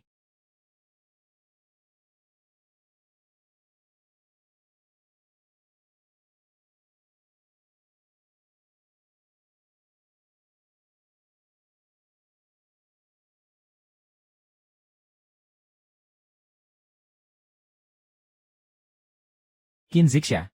Ikaw, masamang kapalaran. Pagbalik mo, walang magandang nangyayari sa bahay namin. Ipapasa ko ang shares sa'yo. Ngayon, may problema na. Wala nang magagawa kahit ibalik pa. Ngayon, ayos na. Lahat ng tao sa bahay namin. Kailangan paalisin. Masaya ka na rin, di ba? Masaya ako talaga. Kinzik siya, anong sinasabi mo? Paano mo magagawa to? Tingnan mo si Papa at Kuya. Galit na sila. Nagsasalita ka pa ng ganyan. Nawasak na ang pamilyang ito. Ano ang mabuti para sa'yo? Yan. Hindi ko inasahan na sa huli. Ikaw pa rin ang pinakamabuti. Hindi tulad ng kapatid mong mapagmataas. Tama nga. Hindi siya pinalaki mula pagkabata. Hindi siya talagang malapit. Kinzik siya. Ano pa ang ginagawa mo dito? Naghihintay ka bang itaboy ka ng mga nagpapautang? Dialogo. Pasensya na. Dito ito sa bahay namin.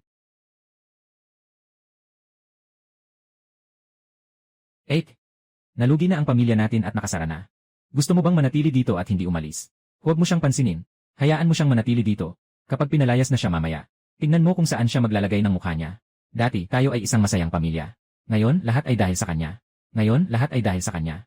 Tama na, Kinzik siya. Huwag ka nang umupo dito. Huwag mo akong ipahiya dito.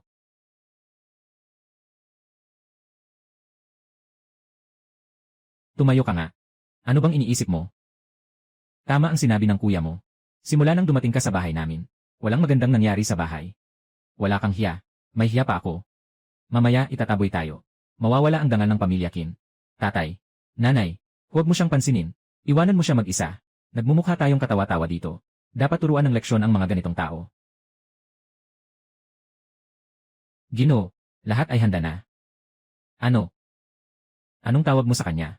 Ginoong Kin, kung hindi ako nagkakamali, ngayon ang bahay na ito ay wala nang kaugnayan sa'yo. Ngayon, umalis na kayo agad. Nandito kami para sa binibini. Ano? Maglilingkod siya sa kanya. Guardia, naiintindihan mo bang mali ang pagkakakilala mo? Siya yung taga-probinsya ko. Mahal kong nakababatang kapatid. Hindi ikaw. Ano man ang sinasabi mong prinsesa. Nanatili siyang nakadikit dito at ayaw umalis. Kung nakikita mong nakakaabala siya, mabilis mong itapon siya palabas.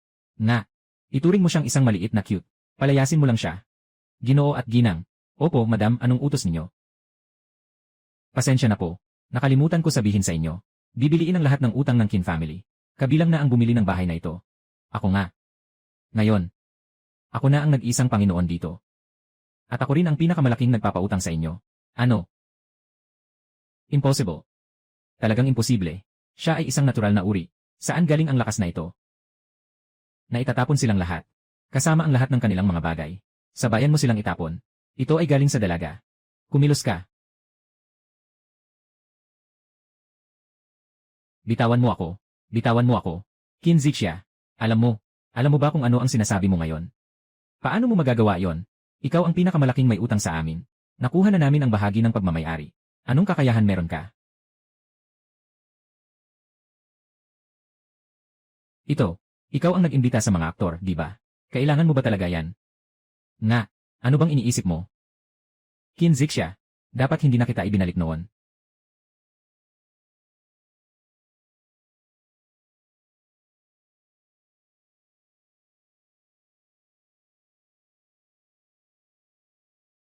Kaya pala, alam din pala niya na nahihirapan ako. Bakit? Nagsisisi na. Walang pakialam. Sa mundong ito, walang nagmamahal sa akin. At ako, si Kinzik siya, ay hindi nangangailangan ng sinasabing pag-ibig. Oh, host. Hindi ba kayo nagtataka? Bakit lahat ng shares ay naibalik na? Bakit ako pa ang naging pinakamalaking utang mo? Noong nakuha ko ang 50% ng kumpanya, hindi ako naging tamad. Sa halip, ginamit ko ang kalamangan na yon. Aktibong pakikisalamuha, palawakin ang aking network, magtatag ng sarili kong kumpanya, at pagkatapos, samantalahin ang krisis ng pamilya Kin. Ako ang unang kumilos upang bumili. Mula noon, nabili ko na lahat ng mga anak na kumpanya ng Kin. Kabilang na ang bahay na ito. Dahil hindi kayo nakikisama, huwag na kayong magtaka sa akin, matapang at walang awa.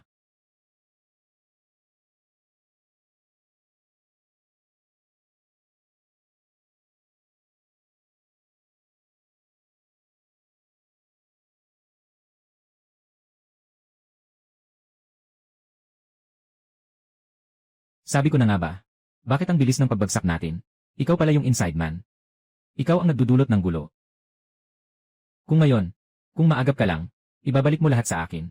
Pwede kong kalimutan ang nakaraan, at ituring kang parang anak namin. Zixia. Noon, kasalanan ng mga magulang namin. Alam namin na nagkamali kami, pero hindi pwedeng bumagsak ang pamilya Kin. Ibigay mo na lang ang kumpanya sa iyong kapatid na lalaki para pamahalaan. Kapatid mo siya, di ba? Huwag kang mag-alala. Sisikapin naming makahanap ng magandang pamilya para sa'yo. Para makasal ka ng maganda. Ate. Malapit ka nang pumasok sa kolehiyo. Kailan ka pa magkakaroon ng oras para mag-manage ng kumpanya? Mas mabuti pa, ibigay mo na lang ang share sa kuya. Kami na ang bahala mag-manage ng kumpanya para sa'yo. Tama ang sabi ni Nyanyan. Basta't ikaw, agad na magsisi, tanggapin ka pa rin namin bilang pamilya. Sa hinaharap, magkasama tayong lahat, nabuo at masaya. Sa tingin ko, kayo pa rin ang pamilya mo. Mas maganda kung magkakasama kayong maayos. Aking mga gamit. Hindi ito tungkol sa inyo. Kinzik siya. Ang putang inang mata mo. Pagbalik mo, wasakin ang Kin family namin. Kahit na hindi ka pinalaki ng mga magulang mo. Pero kahit papaano, nagkaroon ka ng anak sa akin. Ganito ka pa talaga sa amin. Kung ngayon, hindi mo ibabalik ang kumpanya at ang ari-arian, hindi kita palalampasin. CJ. Gusto kong makita. Paano mo ako hindi palalampasin?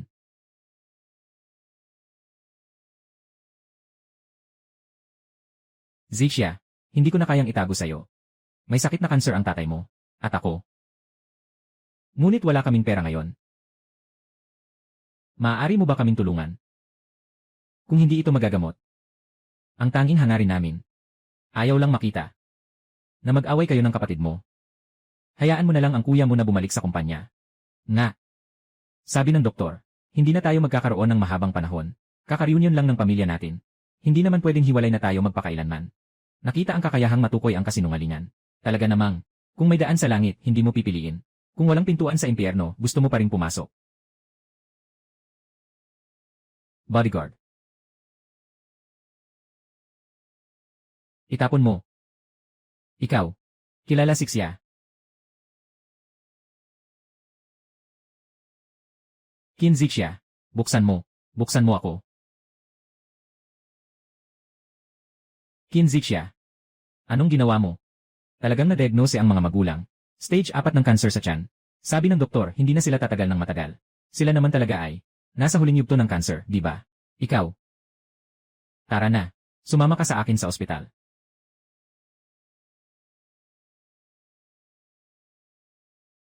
Zixia. Si Kinyan ang mapagkunwari. Iniwan tayong lahat. Ngayon ko lang nalaman. Ikaw pala ang tunay kong anak na babae. Ikaw ang tunay na nagmamalasakit sa amin. Zixia. Nalaman ng tatay na nagkamali siya. Lahat ito ay dahil sa aming pagkiling. Kaya nagkaroon ng ganitong sitwasyon. Masamang bunga.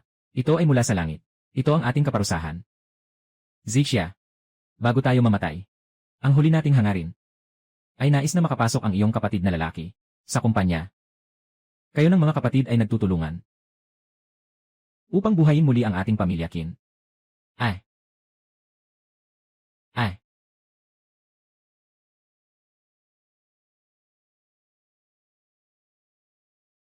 Ay. Kin Zixia.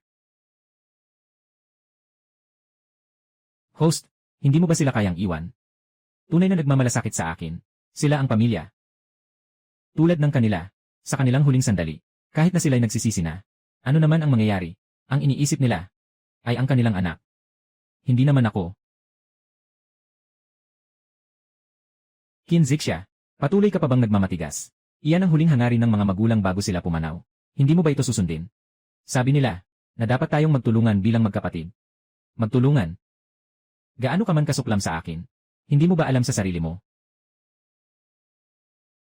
Naisip ko na ito ng malinaw.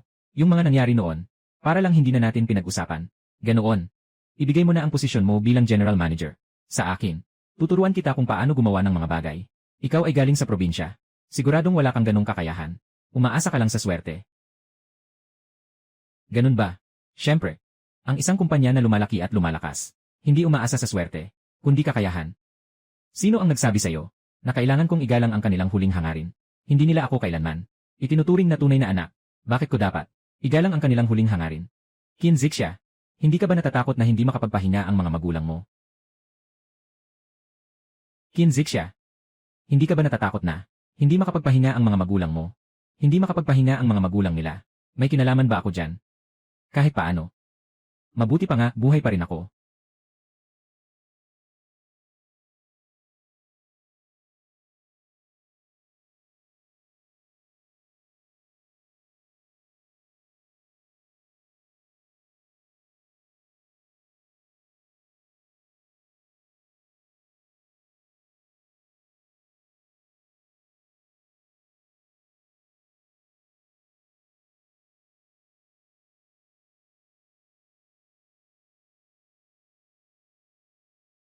Ginoo. Ako. Masyado bang malupit? Tungkol sa sanhi at bunga. Ang pamilya Kin ay umunlad lamang. Pagkatapos ng iyong kapanganakan, mabilis na nakapag-ipon ng napakalaking kayamanan.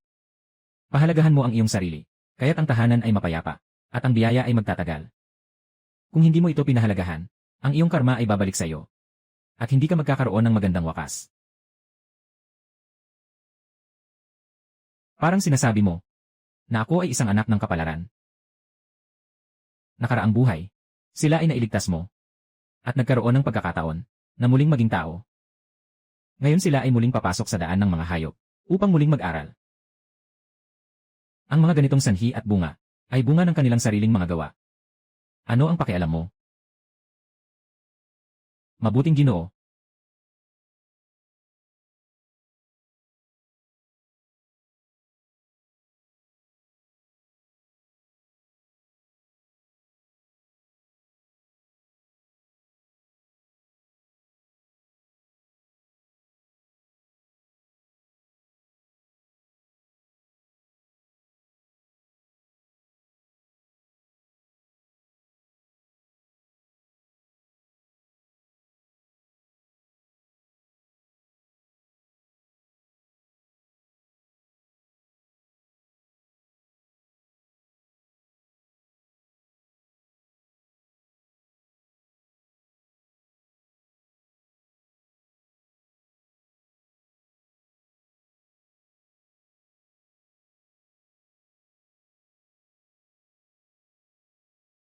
Kin Zixia.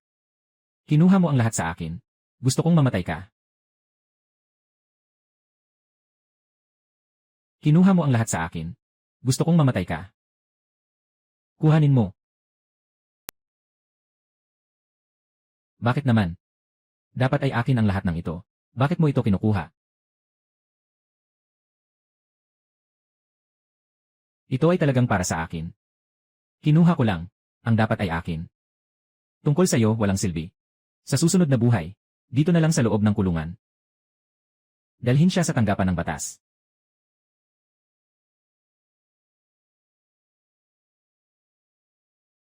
Nang magising si Kinyan, palagi niyang sinasabi na pinipilit siya ng kapatid mo.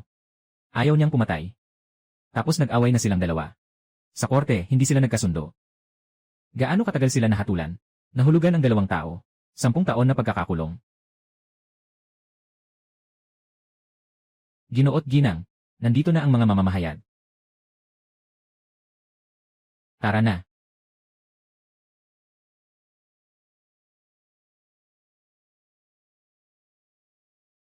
Bilang namumuno ng Kin, ipinahayag ko, ang Kin Group ay maglalaan ng 30% ng kita para sa Microlight Dream Foundation na nakalaan para sa pagpapabuti ng mga kondisyon sa edukasyon sa mga nayon upang ang bawat bata ay mayroong mababasang libro at pangarap na maabot. Guro. Alam ng guro na ikaw ay isang bata na magkakaroon ng malaking tagumpay sa hinaharap. Salamat sa iyo mula sa mga bata. Salamat.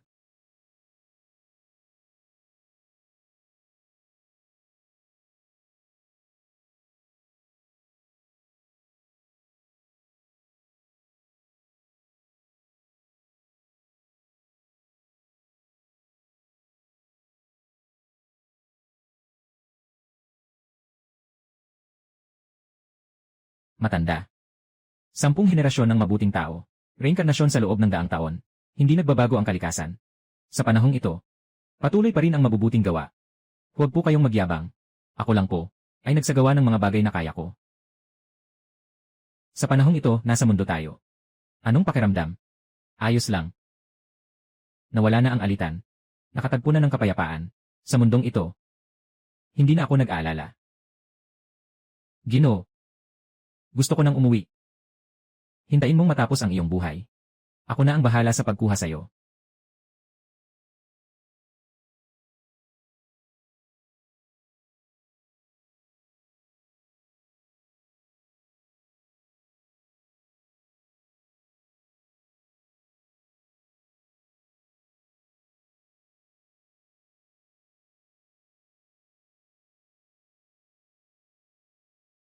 Kinzik siya. Dumating na ang oras.